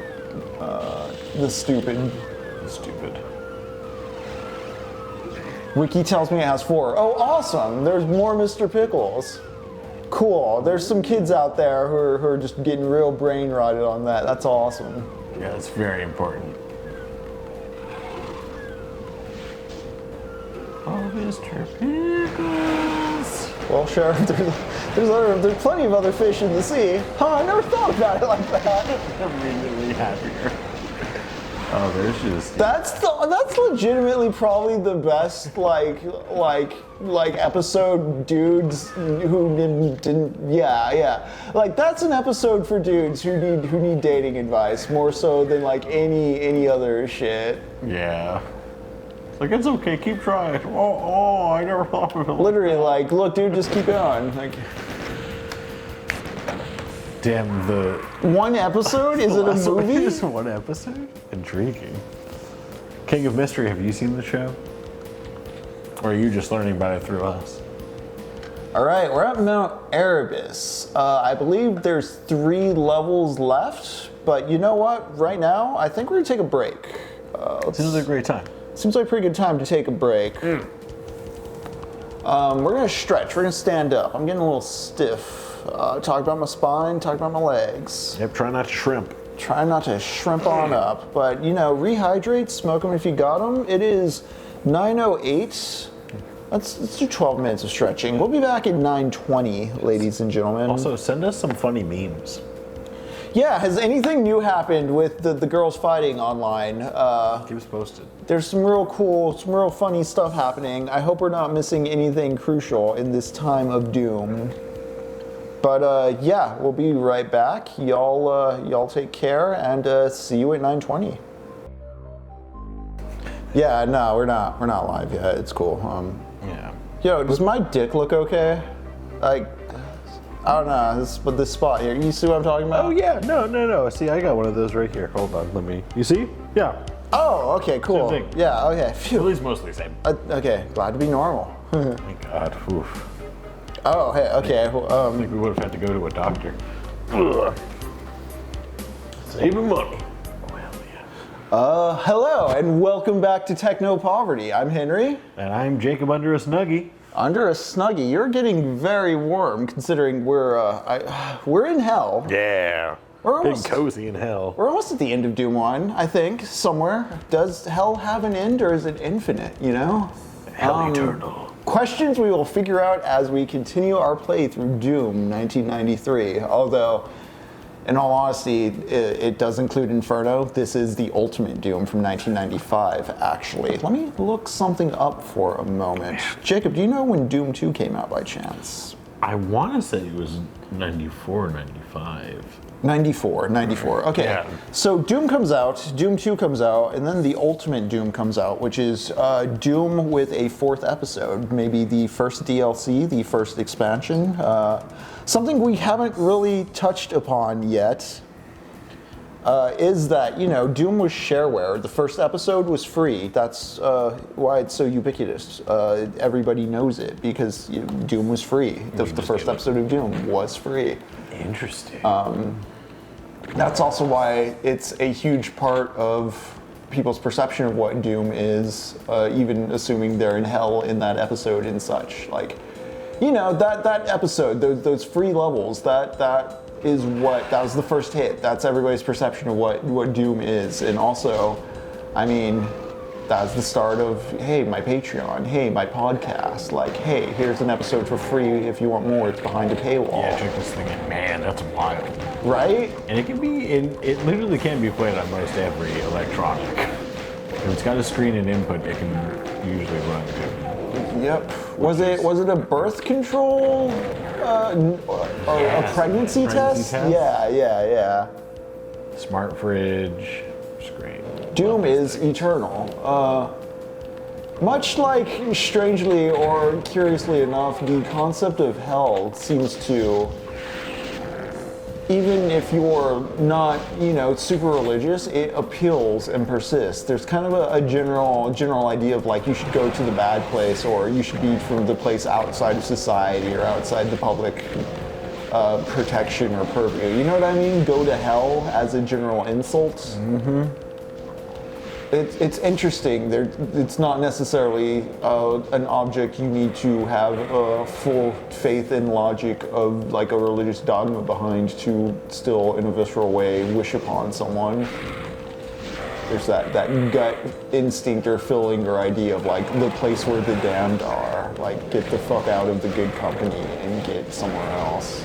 Tell where all the horrible people are. Yeah. Mostly kind of comforting. There's so much love and everywhere. Extremely comforting, right? We're going to talk about Paradise Lost a bit later, but that is something even outside of Paradise Lost. Like, so does God have domain over hell? Because, I mean, if he's all-powerful, he has to, right? So, like, it can't exist without his consent, permission, and watch, right? Does Satan hate him, or are they working together? This is... What's that Spy Kids line? Do you think that God fears us? Fears what he has created so much so that's why he doesn't come down? Something very prophetic. You're just like, wow, it's a lot deeper than you would expect for Spy Kids. I'm very unfamiliar with what you're referencing. Man, let me see if I can find the exact line. It truly is a great one. All right. That's your phone. I don't need your phone. I need my phone. How dare you? And once you are done looking that up, I am going to once again abandon you in hell as I read a book. Do you think God stays in heaven because he too lives in fear of what he's created? And it's from Spy Kids 2. Wow. Great line from Steve Buscemi. I don't think I've seen Spy Kids movies.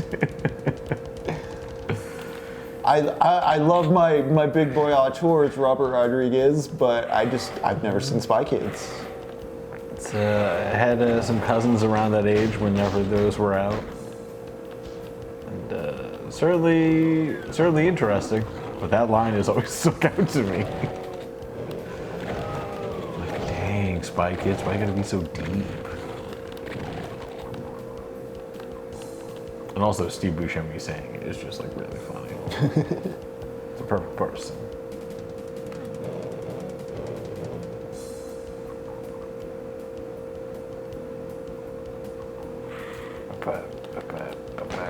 I have found no key cards, but I have killed quite a few demons. I must now ascend to the literary realm. Oh no, let me get out dodge first. I don't want to. I gotta fight some fire squalls before I can read. Yeah. Really not prioritizing the right things right now, like friendship or getting out of hell. I just think if much like, no, that's me. God. Although I suppose my book obsession and ditching you in the hell world for hallucinating while staring at wood is something demonic there, yeah.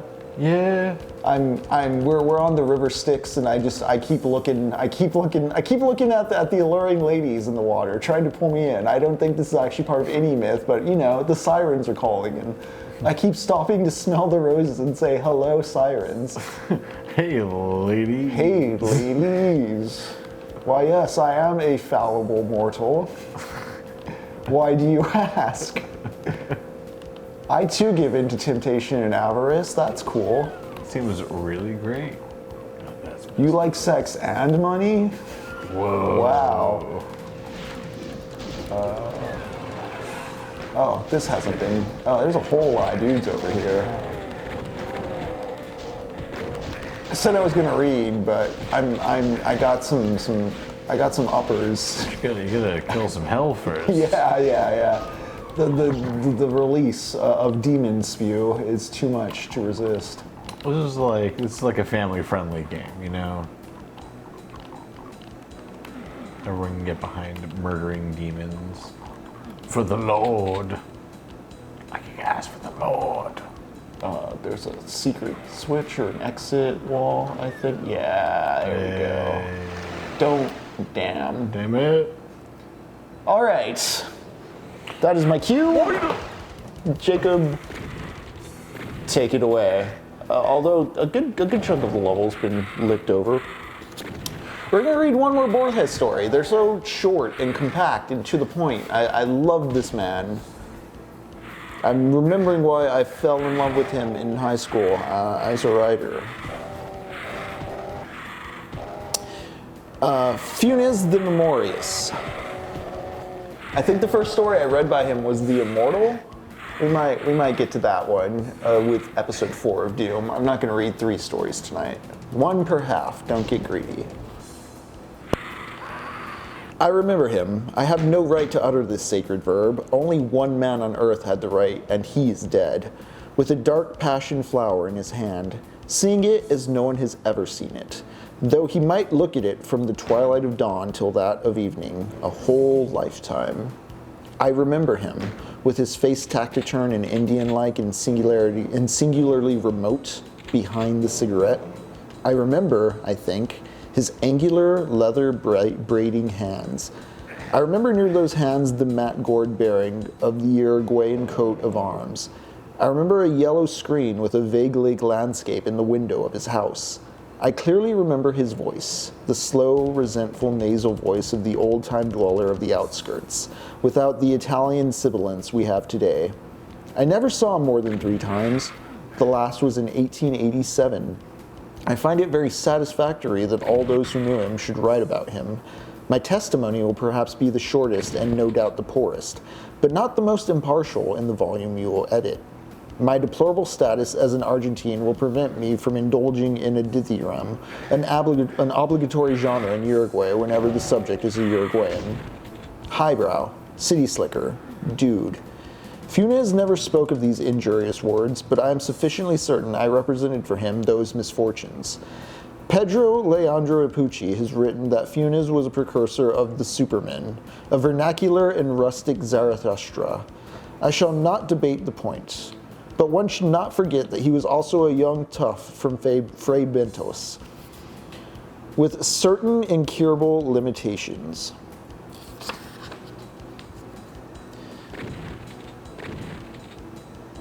My first memory of Funes was very precipitous. I can see him in an afternoon in March or February of the year 1884. My father, that year, had taken me to spend the summer in Fray Bentos. I was returning from San Francisco Ranch with my cousin Bernardo Hadel. We were singing as we rode along, and being on horseback was not the only circumstance determining my happiness. After a sultry day, an enormous slate-colored storm had hidden the sky. It was urged on by a southern wind. The trees were already going wild. I was afraid, I was hopeful, that the elemental rain would overtake us out in the open. We were running a kind of race with the storm. We entered an alleyway that sank down between 2 very high brick sidewalks. It had suddenly got dark. I heard some rapid and almost secret footsteps up above. I raised my eyes and saw a boy running along the narrow and broken path as if it were a narrow and broken wall. I remember his baggy gaucho trousers, his rope-soled shoes. I remember the cigarette he had in his hard face, against the now limitless storm cloud. Bernardo cried to him unexpectedly, "What time is it, Arino?" Without consulting the sky, without stopping, he replied, "It's 4 minutes to 8, young Bernardo Juan Francisco." His voice was shrill, mocking. I am so unperceptive that the dialogue I have just related would not have attracted my attention had it not been stressed by my cousin, who, I believe, was prompted by a certain local pride and a desire to show that he was indifferent to the other's tripatriate reply. He told me the fellow in the alleyway was one Irino Funes, known for certain peculiarities, such as having little to do with anyone and always knowing what time it was, like a clock. He added that he was the son of an ironing woman in town, Maria Clemente Funes, and that some people said his father was a doctor at the meat packers, an Englishman by the name of O'Connor, and others that he was a horse tamer or scout from Salto district. He lived with his mother, around the corner from the Laurel's estate. During the years 85 and 86, we spent the summer in Montevideo. In 87, I returned to Fray Bentos. I asked, as was natural, about all my acquaintances, and finally, about the chronometrical Funes. I was told he had been thrown by a half-tamed horse on the San Francisco ranch and was left hopelessly paralyzed. I remembered the sensation of uneasy magic the news produced in me. The only time I had seen him, we were returning from San Francisco on horseback, and he was running along a high place. This fact told me by my cousin Bernardo had much of the quality of a dream made up of previous elements. I was told he never moved from his cot, with his eyes fixed on the fig tree in the back or on a spider web. In the afternoons, he would let himself be brought out the window. He carried his pride to the point of acting as if the blow that had felled him were beneficial. Twice I saw him behind the iron grating of the window, which harshly emphasized his condition as perpetual prisoner. Once, motionless, with his eyes closed. Another time, again motionless, absorbed in the contemplation of the fragrant spring of Santonica. Not without a certain vainglory, I'd begun at that time my methodical study of Latin. My valise contained De Viris Illustrius of Lomad, Quicherats Thesaurus, the commentaries of Julius Caesar, and an odd volume of Pliny's Nautilus Historia, which then exceeded, and still exceeds, my moderate virtues as a Latinist. Everything becomes public in a small town. Ireneo, in his house at the outskirts, did not take long to learn of the arrival of the anomalous books. He sent me a flowery and ceremonious letter in which he recalled our encounter, unfortunately brief, on the 7th day of February of the year 1884. Praised the glorious services my uncle Gregorio Haido, deceased the same year, had rendered to our two nations in the valiant battle of Itzvengo, and requested the loan of any one of my volumes, accompanied by a dictionary, for the proper intelligence of the original text, for I am as yet ignorant of Latin. He promised to return them to me in good condition, almost immediately. His handwriting was perfect, very sharply outlined, his orthography, of the type favored by Andres Bello, I for Y, J for G. At first, I naturally feared a joke. My cousins assured me it was not the case, that these were peculiarities of Ireneo. I did not know whether to attribute to insolence, ignorance, or stupidity the idea that the arduous Latin tongue should require no other instrument than a dictionary. To disillusion him fully, I sent him the Gradius et Parmasium of Quicherat by the work by Plenet. On the 14th of February, I received a telegram from Buenos Aires saying I should return immediately because my father was not at all well. May God forgive me. The prestige of being the recipient of an urgent telegram, the desire to communicate to all fey bentos the contradiction between the negative form of the message and the peremptory adverb, the temptation to dramatize my suffering, affecting a virile stoicism, perhaps distracting me from all possibility of real sorrow. Wow. The prestige of being the recipient of an urgent telegram, the desire to communicate to all fray bentos the contradiction between the negative form of the message and the peremptory adverb, the temptation to dramatize my suffering, affecting a virile stoicism, perhaps distracting me from all possibility of real sorrow. Again, the confessional mode, the anxiety of judgment, the fear of expressing oneself, or the overexpression of oneself in hope of that solving something within. There's this mode of paranoia, of this urgency, of this wanting to cry out for the self, but at the same time wondering if the self is being too vain. I think you just gotta act, man. Indulge yourself a little and feel some real sorrow.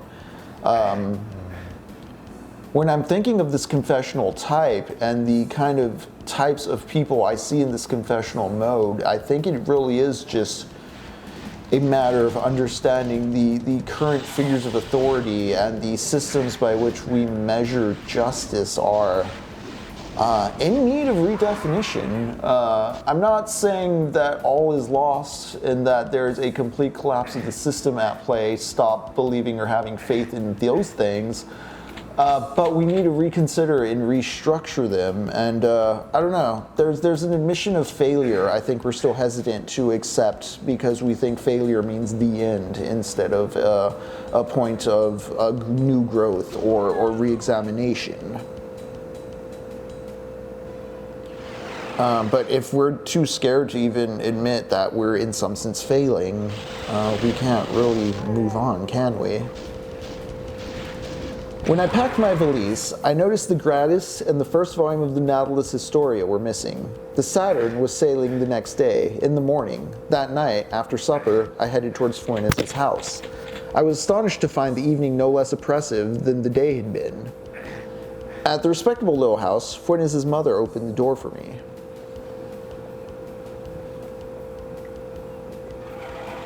She told me Ireneo was in the back room and that I should not be surprised to find him in the dark, because he knew how to pass the idle hours without lighting the candle. I crossed the tile patio, the little passageway. I reached the second patio. There was a grape arbor. The darkness seemed complete to me. I suddenly heard Aurelio's high-pitched, mocking voice. His voice was speaking in Latin. His voice, which came from the darkness, was articulating with a lingering delight the speech or prayer or incantation. The Roman syllables resounded in the earthen patio. My fear took them to be indecipherable, interminable. Afterwards, the enormous dialogue of that night, I learned they formed the first paragraph of the 24th chapter of the 7th book of the Naturalis Historia. The subject of that chapter is memory. The last words were, ut nihil non istim, verbis redritar auditum. Without the slightest change of voice, Ireneo told me to come in. He was on his cot, smoking. It seems to me I did not see his face until dawn. I believe I recall the intermittent glow of his cigarette. The room smelled vaguely of dampness. I sat down. I repeated the story about the telegram and of my father's illness. Oh, die Hamels, mammal, you didn't drink the espresso. You're gonna sleep soon. Weren't you sleeping during the day? What's up there? Or are you like the wizard from the Circular Ruins, which we read last stream, where in your sleep you are hoping to forge the reality of a man? Or die Hamels, mammal, are you still dreaming and perhaps the tulpa of another? I'd figure out how to test that. That'd be pretty cool. Maybe stay awake a little, chat it out with us. But if you need to sleep, completely understand. Heal your corporeal form. You've reminded me that I also have a coffee, and I might have that coffee. Yeah, stem up. Little treats. Jacob, how's the Hell Fortress going? It's going rough, but I finally found where I needed to go. But now I'm getting some items. to Yeah, fight some sweep that BFG.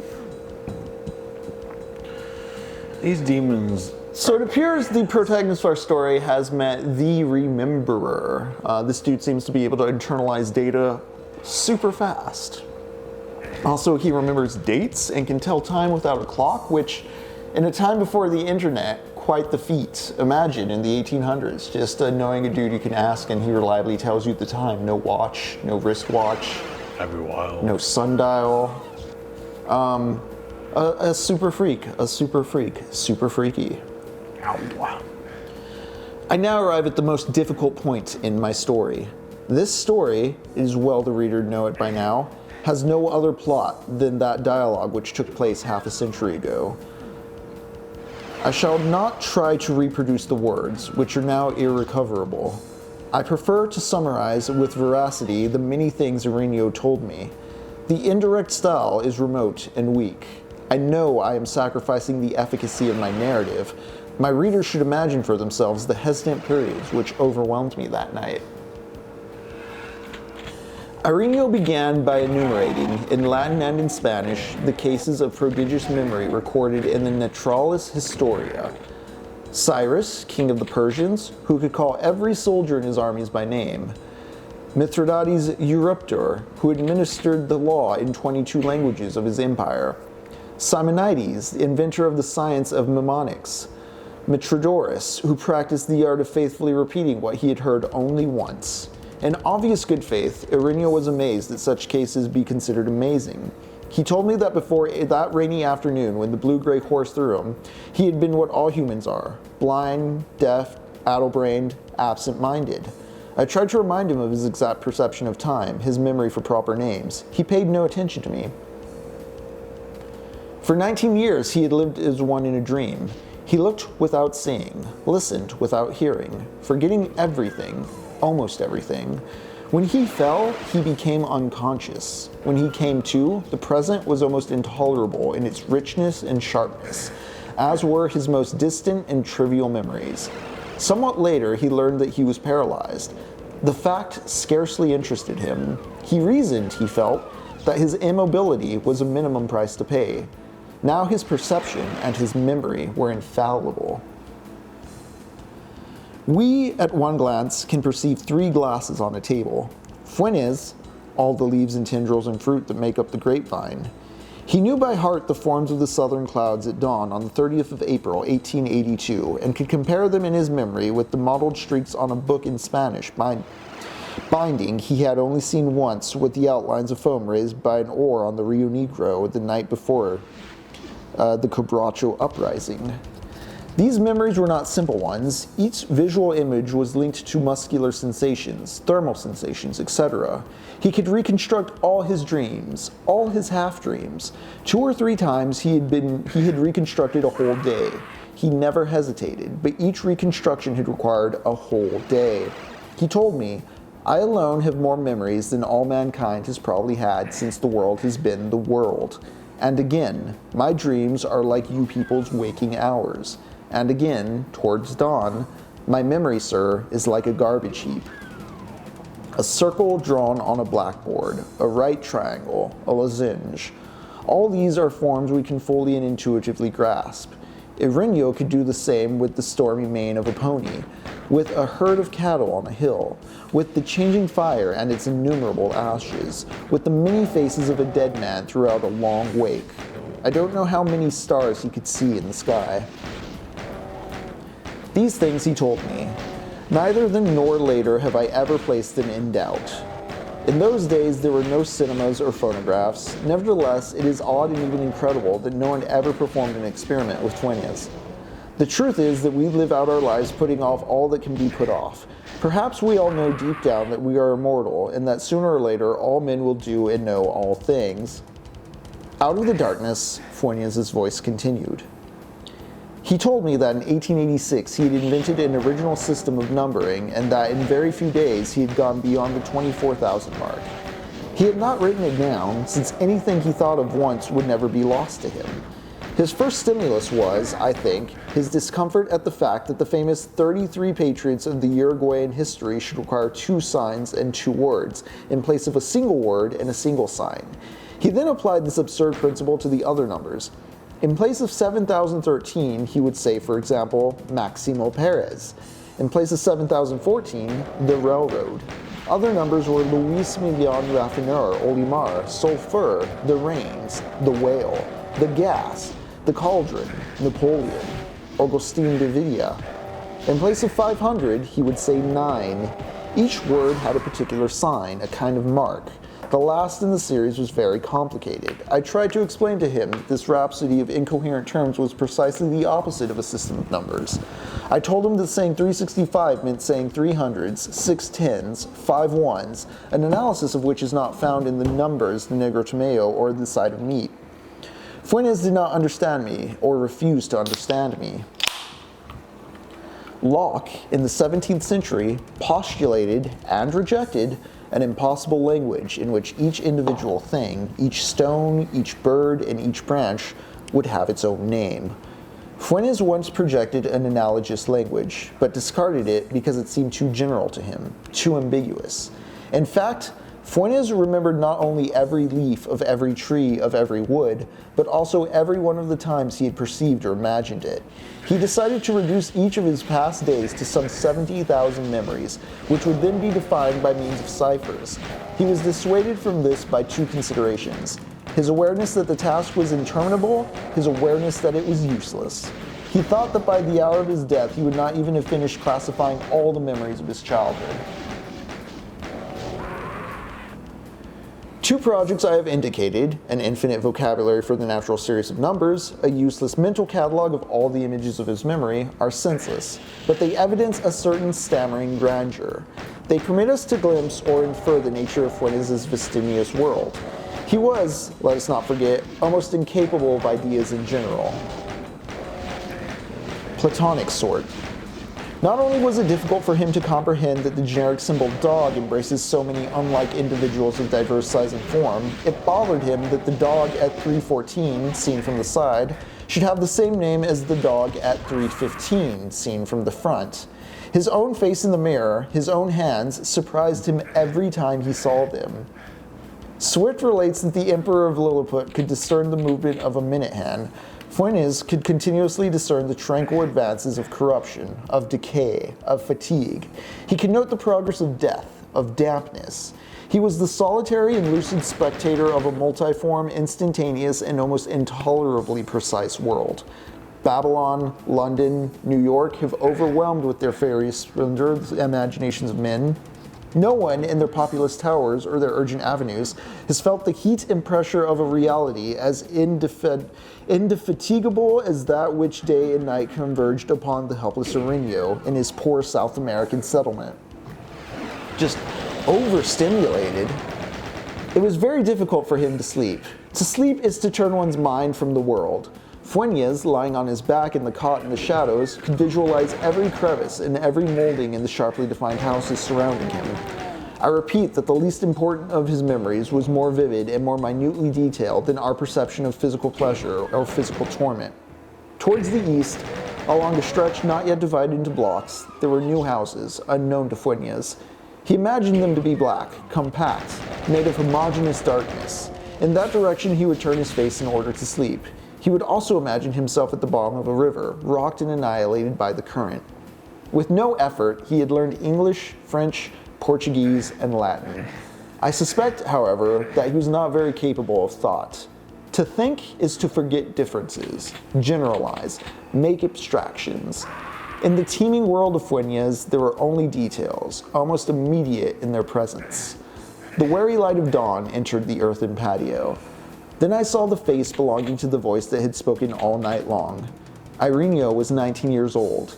He had been born in 1868. He seemed to me as monumental as bronze, more ancient than Egypt, older than the prophecies and the pyramids. I thought that each of my words, that each of my movements, would persist in his implacable memory. I was benumbed by the fear of multiplying useless gestures. Ireneo Fuentes died in 1889 of congestion of the lungs.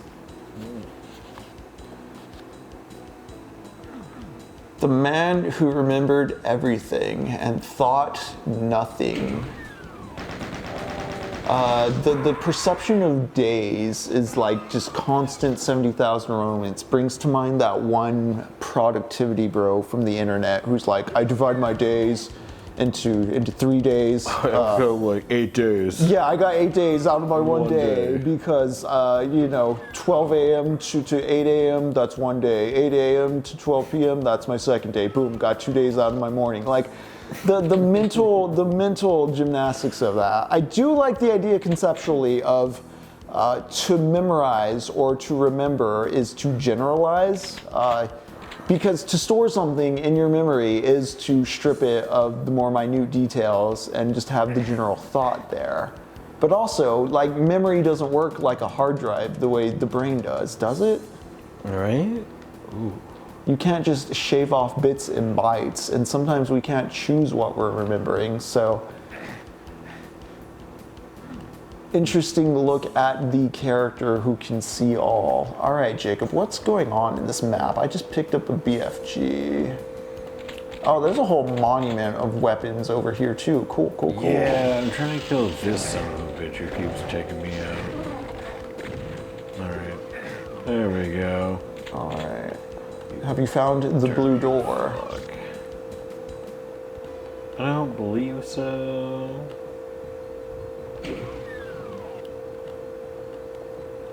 But in cataloging the infinite, what's the point if you can't think? Why collect all that data? Why gaze into the Palantir? Why just have it?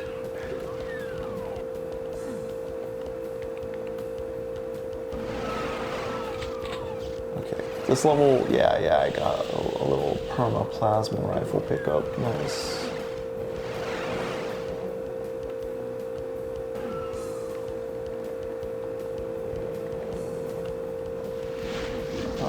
Oh. These guys.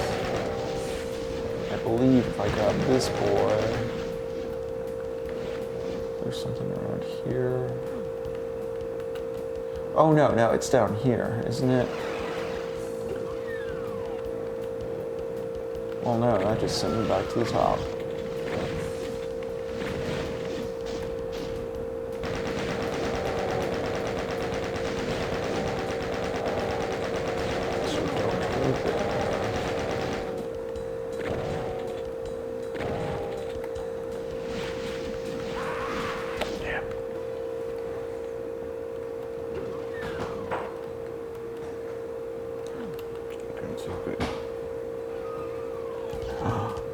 speaking of demons and hell, There's Barney.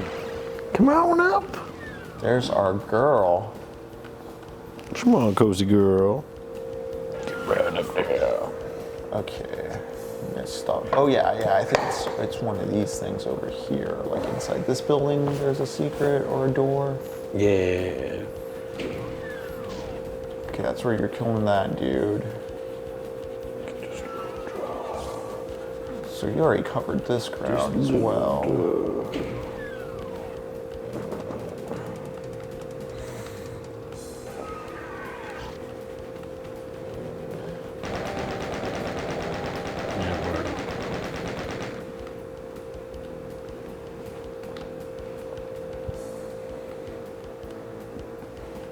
That's all you wanted?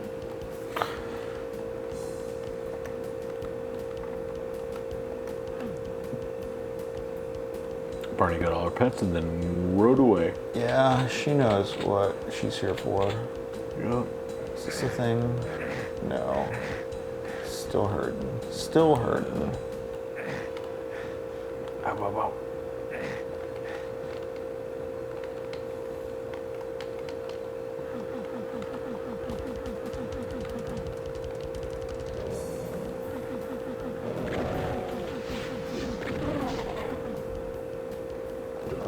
It's not in here. This is where I keep spawning. Yeah. Not out there. I'm trying to remember if there's something out there. Oh yeah, I think we want to drop down over here. No, no. That just ports us back to the top. I think it has something to do with out here. Yeah, back out in the world this way.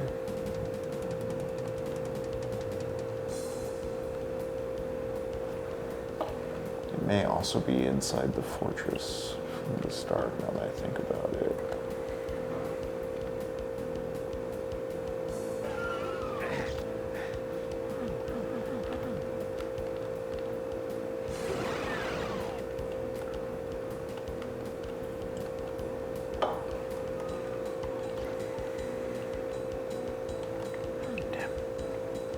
Forgot how to get to the top one, but you can get the chainsaw if you do.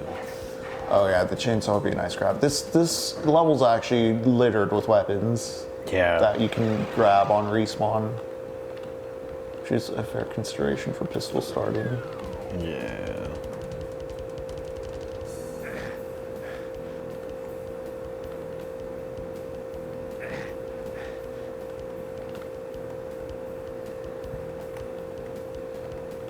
It's a matter of getting over here in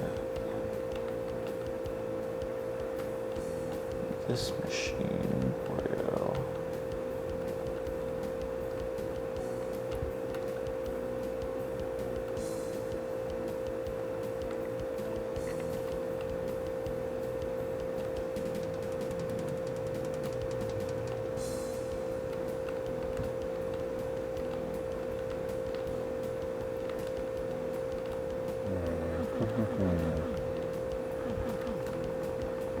Hell is terrible. I prefer this sort of open world or opener level than the hallway convolutions, though. You know. Oh yeah, for sure. And a general level, it feels less monotonous and easier to like nail down where you haven't been. I'm Definitely. like pretty sure there's just, because I remember doing the door thing, going up to where the BFG is. I think from where the BFG is, you run off onto something. No, because you already lowered that. I have that one.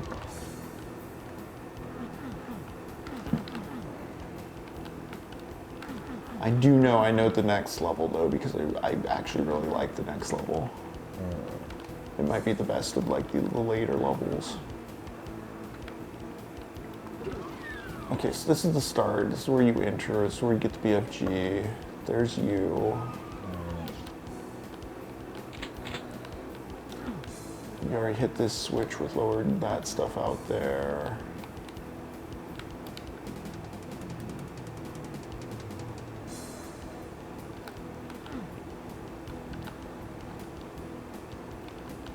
You already went out here, hit this back switch. Hit it from the book. Which I'm sure. Let me triple check.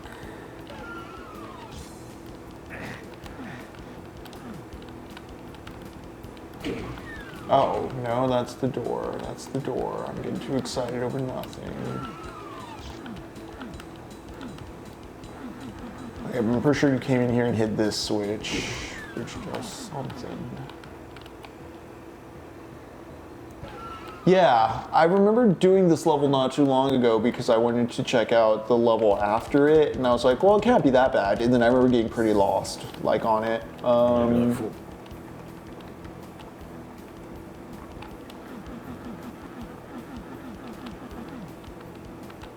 It's not any of this immediate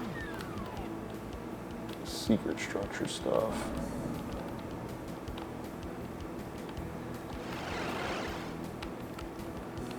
Okay.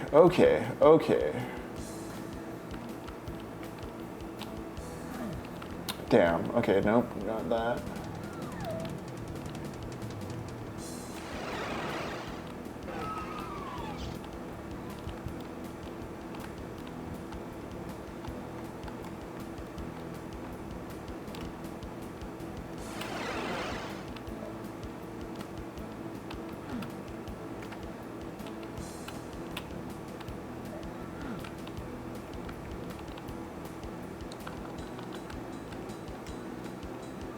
Yeah, I've seen no blue door. I assume you've seen no blue door either, Jacob? Yeah, same.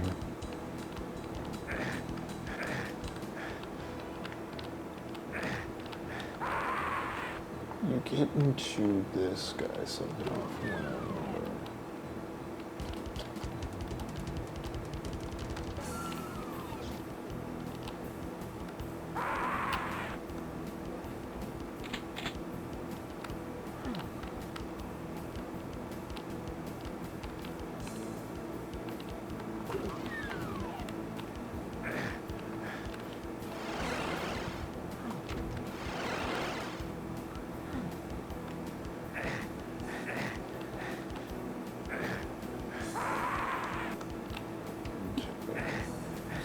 Bonus catch over here.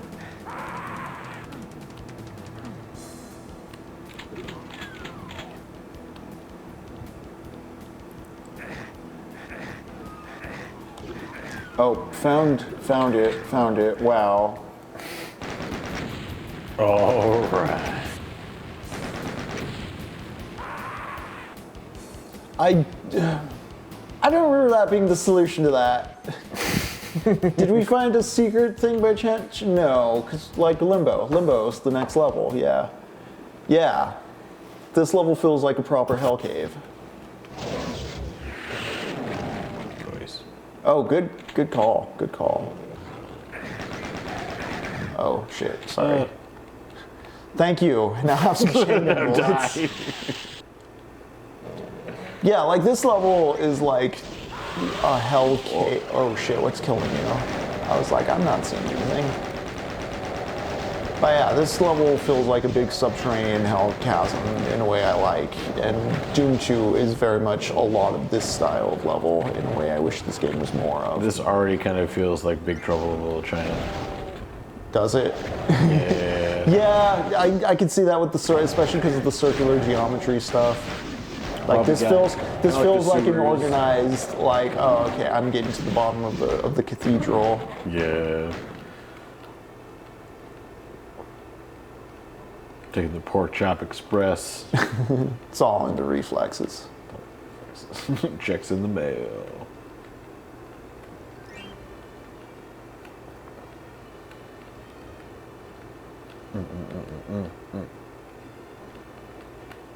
Yeah, it's really striking me this time around how much this particular hallway texture with like the brick wall and stuff, it really is reminding me a lot of like the Doom 3 hell levels now that I think about it, because Doom 3 does have you in these like stony, dusty, mason type levels with like very cramped and dark spaces. Yeah.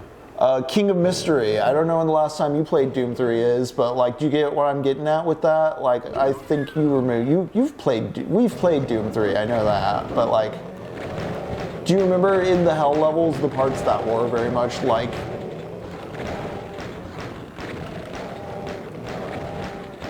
tight, claustrophobic hallways.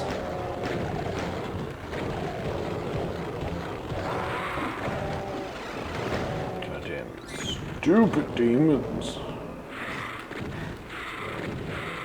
I'm just missing this skull.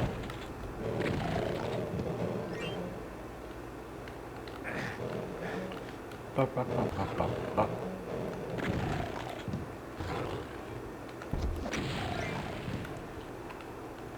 man, all I have is my fists and a rocket launcher. Oh, but the blue key card's here. Oh, nice. And here are the blue doors. Nice. Teamwork.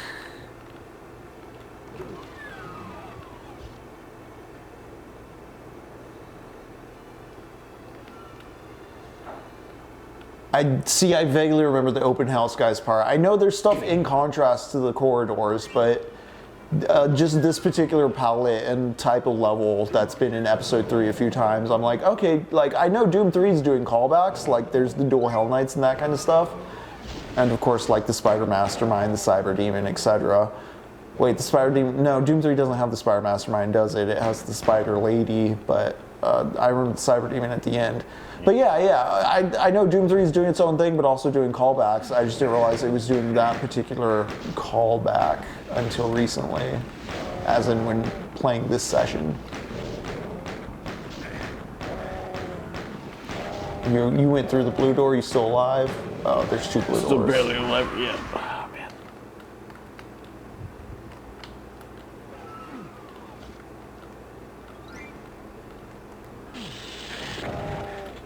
Oh, I found your corpse. Nice. Stop fondling my corpse. I was just protecting. I was avenging. I was killing. You were fucking my corpse. Yeah. You know. The Cacodemon got there first, but I was mad jealous. That's fair. Like, damn. Felt my cold body. Like, you know what? One more time. I think that portal takes me out. Oh, Lord. Yeah, same. I didn't think of doing it for this run, but then Jacob mentioned the VR one, and I'm like, okay, maybe. Yeah. I'm starting to warm up to the idea of playing Doom 3. Be a great time. Hell is full of many temptations. Also, we got the red key card. Nice.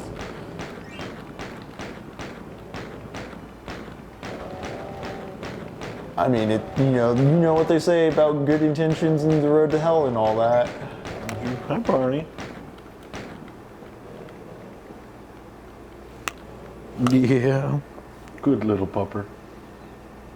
Yeah, I remember that too, which is another reason I was like, I remember that like the co-op's truncated and it's like pretty short and like it's not comprehensive, but I think it'd be for a fun session or two. Oh, whoops. Oh, did I telefrag you? No, someone shot you. Okay. Yeah.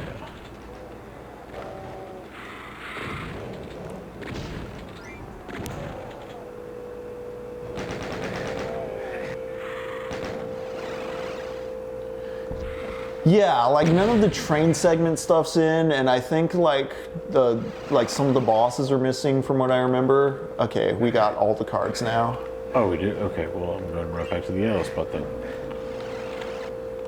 Oh yeah, I'm pretty tanked up too as far as like ammo and stuff. Oh, I need health though. My health is dog shit. All I have is a fucking pistol.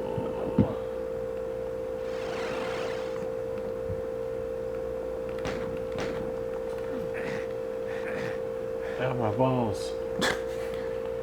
Oh, goddamn, my balls. I gotta watch the newest episode of Ow My Balls.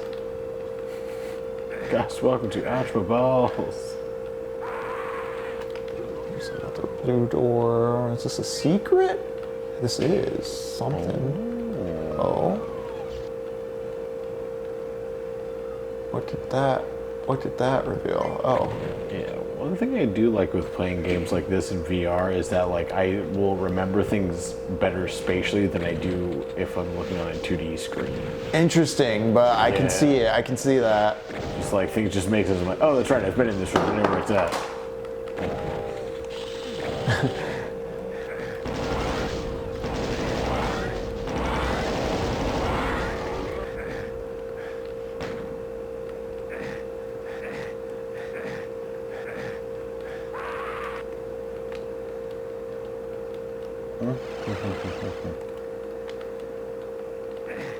I've already been here.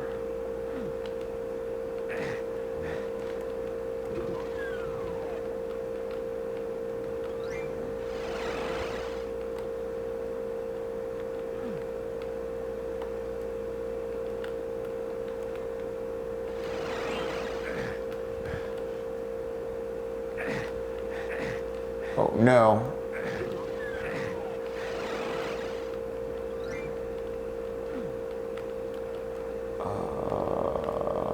Is there a switch on the walls around here? No. I don't like how little health I have, even though I have a cool spread of weapons. I don't really have shotgun ammo though. I'm being too precious. Who we saving it for? Yeah, I think the exit's right here, by the way. I think we've done. No, there's like one more switch somewhere, I think.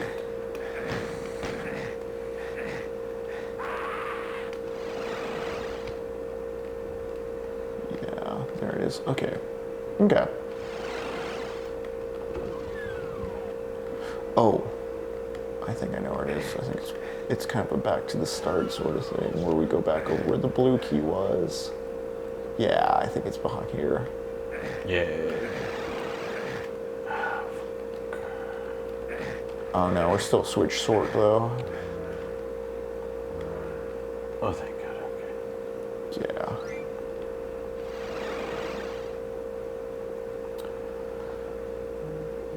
Oh, there might be a yellow door over there. Okay, so just use my screen as a map. I think you're trying to get to the yellow door all the way on the,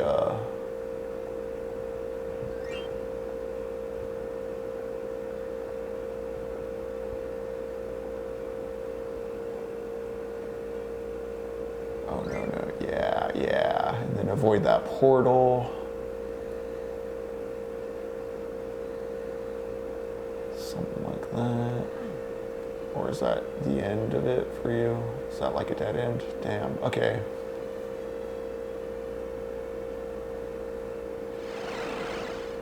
Okay, well.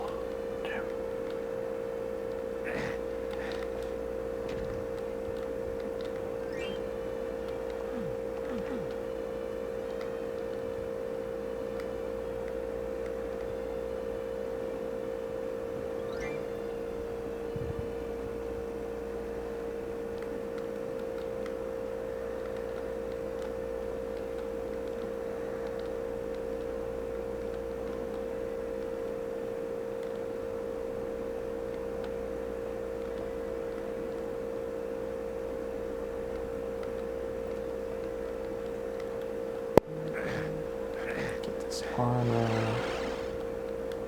Oh, is it this one over here, actually? Did I kill you? It is this one, though. Okay.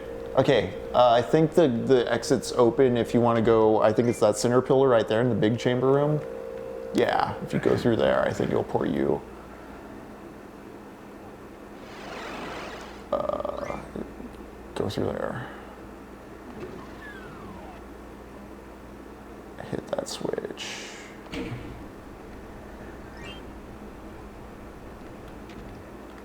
Okay, now you raise the exit, which I think is the other red pillar I wasn't. Yeah, I'm gonna die before I get there, but. Yeah, you run over this lava here. If you want to come over by me.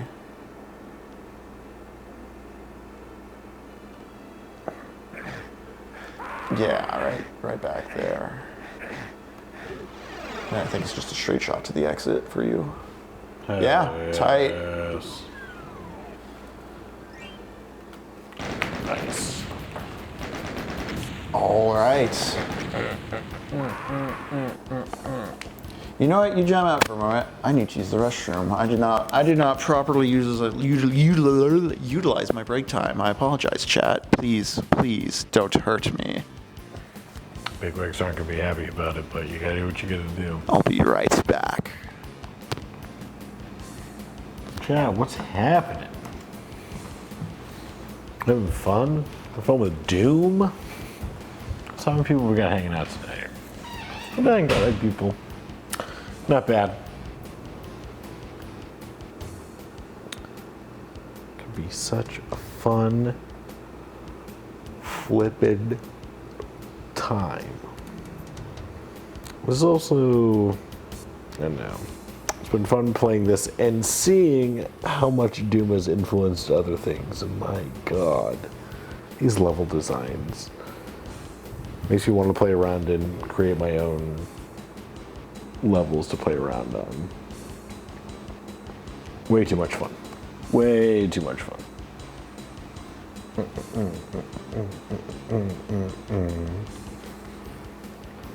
don't know if you can really see. Everything starts at Doom. It absolutely does. But you forget. All roads lead to Doom. Like, I knew that, but I forget it. Like, tangibly. That's right, Barney. That's right. All Is right. it Henry? Yeah. Yeah. To bring up the story of Fuentes, the man who didn't forget anything, because to remember is to generalize, and so he just experienced everything all the time in ways we can never perceive. I was generalizing Doom. I must admit, it's only like 2 maps in episode 3 I really don't like because they feel very claustrophobic and maze-like. The rest of them are quite a joy, even though we were completely lost for way too long on the last 2. But I remember them making sense. Jacob, we're here. We're at Dis. Guess what's out there? The demons? I'll let you take again. Oh, do we have another boss coming at us soon? I don't know. Soon's the proper word. Oh Lord. Oh Lord. Oh Lord. Fuck you fat demon. You bulbous fat son of a bitch.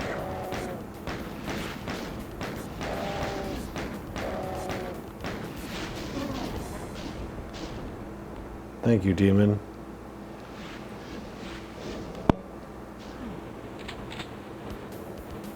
Who the fuck was that giant big guy?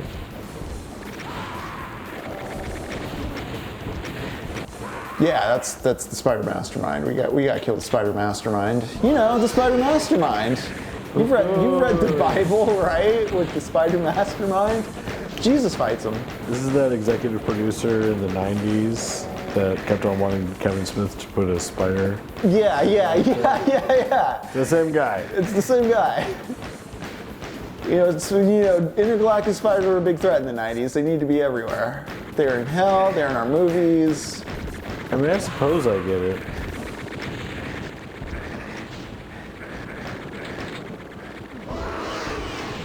Damn. Where'd this Hell Knight come from? Does the Spider Mastermind just spawn monsters? Ah, man.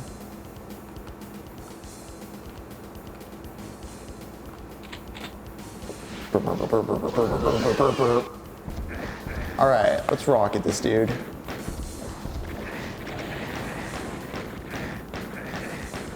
Who's machine gunning me right now? I don't appreciate that. The spider is. The spider has a machine gun for a penis. Just tied between its spider legs. What is an awkward penis? You don't remember that part of the Bible where it's like, and thus the Spider Mastermind did wield the chain gun. Yeah, it's right after the part about how eating crustaceans is illegal. Yeah. I get you. I'm What savvy. is the Spider Mastermind, if not a mechanical crab without crab claws? Show me a picture of this Spider-Man's dick.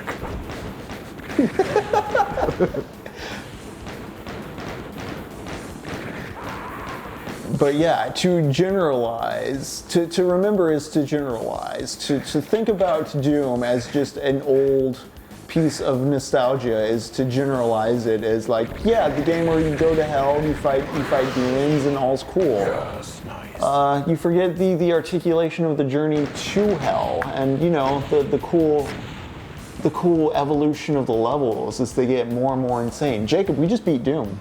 We just beat Doom? We just beat Doom 1993. That's the good news. I got some bad news as well, though. But first, let's see what's next. The loathsome spider demon that masterminded the invasion of the moon bases and caused so much death has had its ass kicked for all time. See, it's not even like you beat Satan or like hell yeah. It's just like no, it's Saturday morning cartoons. Like you stopped the mastermind, the moon bases, like. A hidden doorway opens and enter you've proven too tough for hell to contain, and now hell at last plays fair. For you emerge from the door to see the green fields of Earth, home at last.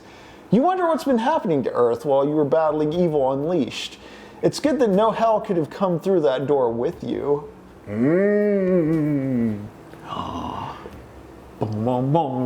Ellipses. Oh, do I not get the, or did I accidentally skip it, or is it a new credit sequence? This might be new credits. This is a new credit sequence, but there's usually one more screen. You know, no hellspawn could have followed with you, and then you see Earth, and you see a bunny just head on a spike, things on fire. The implication being that, yeah, hell came through to Earth, which... of course, is the setup for Doom 2, 1994, Hell on Earth. The demons followed you back. You fought Hell on Mars, not even Mars, but Phobos, and then Deimos, and then Hell. It followed you back to Earth, and so that's where Doom 2 picks up. But we have one more episode of Doom 1 to play. We've beaten Doom 1, but we haven't beaten Doom 1. Interesting. Before we're even out of the territory of Doom 1, we get into the weird conflict of where does Doom end? Because we beat the first 3 episodes, and then the Ultimate Doom came out in 1995 with this bonus episode. I feel Doom 2 picks up right from here, so it's kind of weird to fit in this extra episode where you... I don't remember the exact framing device of what the last bonus episode is. But it's just, again, 1993, Doom, 1994, Doom 2, 1995, the Ultimate Doom. Suddenly there's a DLC for the previous game. Has anything done that, really, in like modern times in an analogous way, where the earlier game comes out with, like, canon affecting stuff that skips what the sequel is doing? It's already showing you, like, don't overthink it. Don't try to apply logic and math and like linear narrative coherence to Doom. It's not that kind of a thing. It is foolish to franchise it as a story. It's not that. You're gonna drive yourself crazy like someone in a Borges story. But you know what? I view the Indiana Jones trilogy. Yeah, They're just like yeah. random episodes and random adventures that, like, and these are the 3 or 4. James Bond doesn't need a continuous world building. Yeah. He's just your dad escaping for 2 hours, like every time. Like It's just so your dad can say octopus your at the dad, dinner table and your mom will get mad. Your dad's trying to live the mystery of not having a family and not having like a continuous world of chores. He has to remember like the history of like for just 2 hours he could be the spy guy and like bang all the women and then shoot the bad guy and cool. Way to go, Dad. You did it. But yeah, that has been Doom. We're going to play the next episode, the final episode, and round out the Ultimate Doom next session. Yeah, Thy Flesh Consumed, I believe is the name of it. I'm gonna see if maybe that's the thing that annoyed me more than episode 3. We'll see if episode 4 feels just like mean and ROM hacky, and then we'll move on to Doom 2, which I think is the superior game. We're gonna move on from Borges as well. Maybe we'll read a bit more of him because I do want to get to the Immortal. We'll keep him as the Doom 1 guy. When we get to Doom 2, oh damn.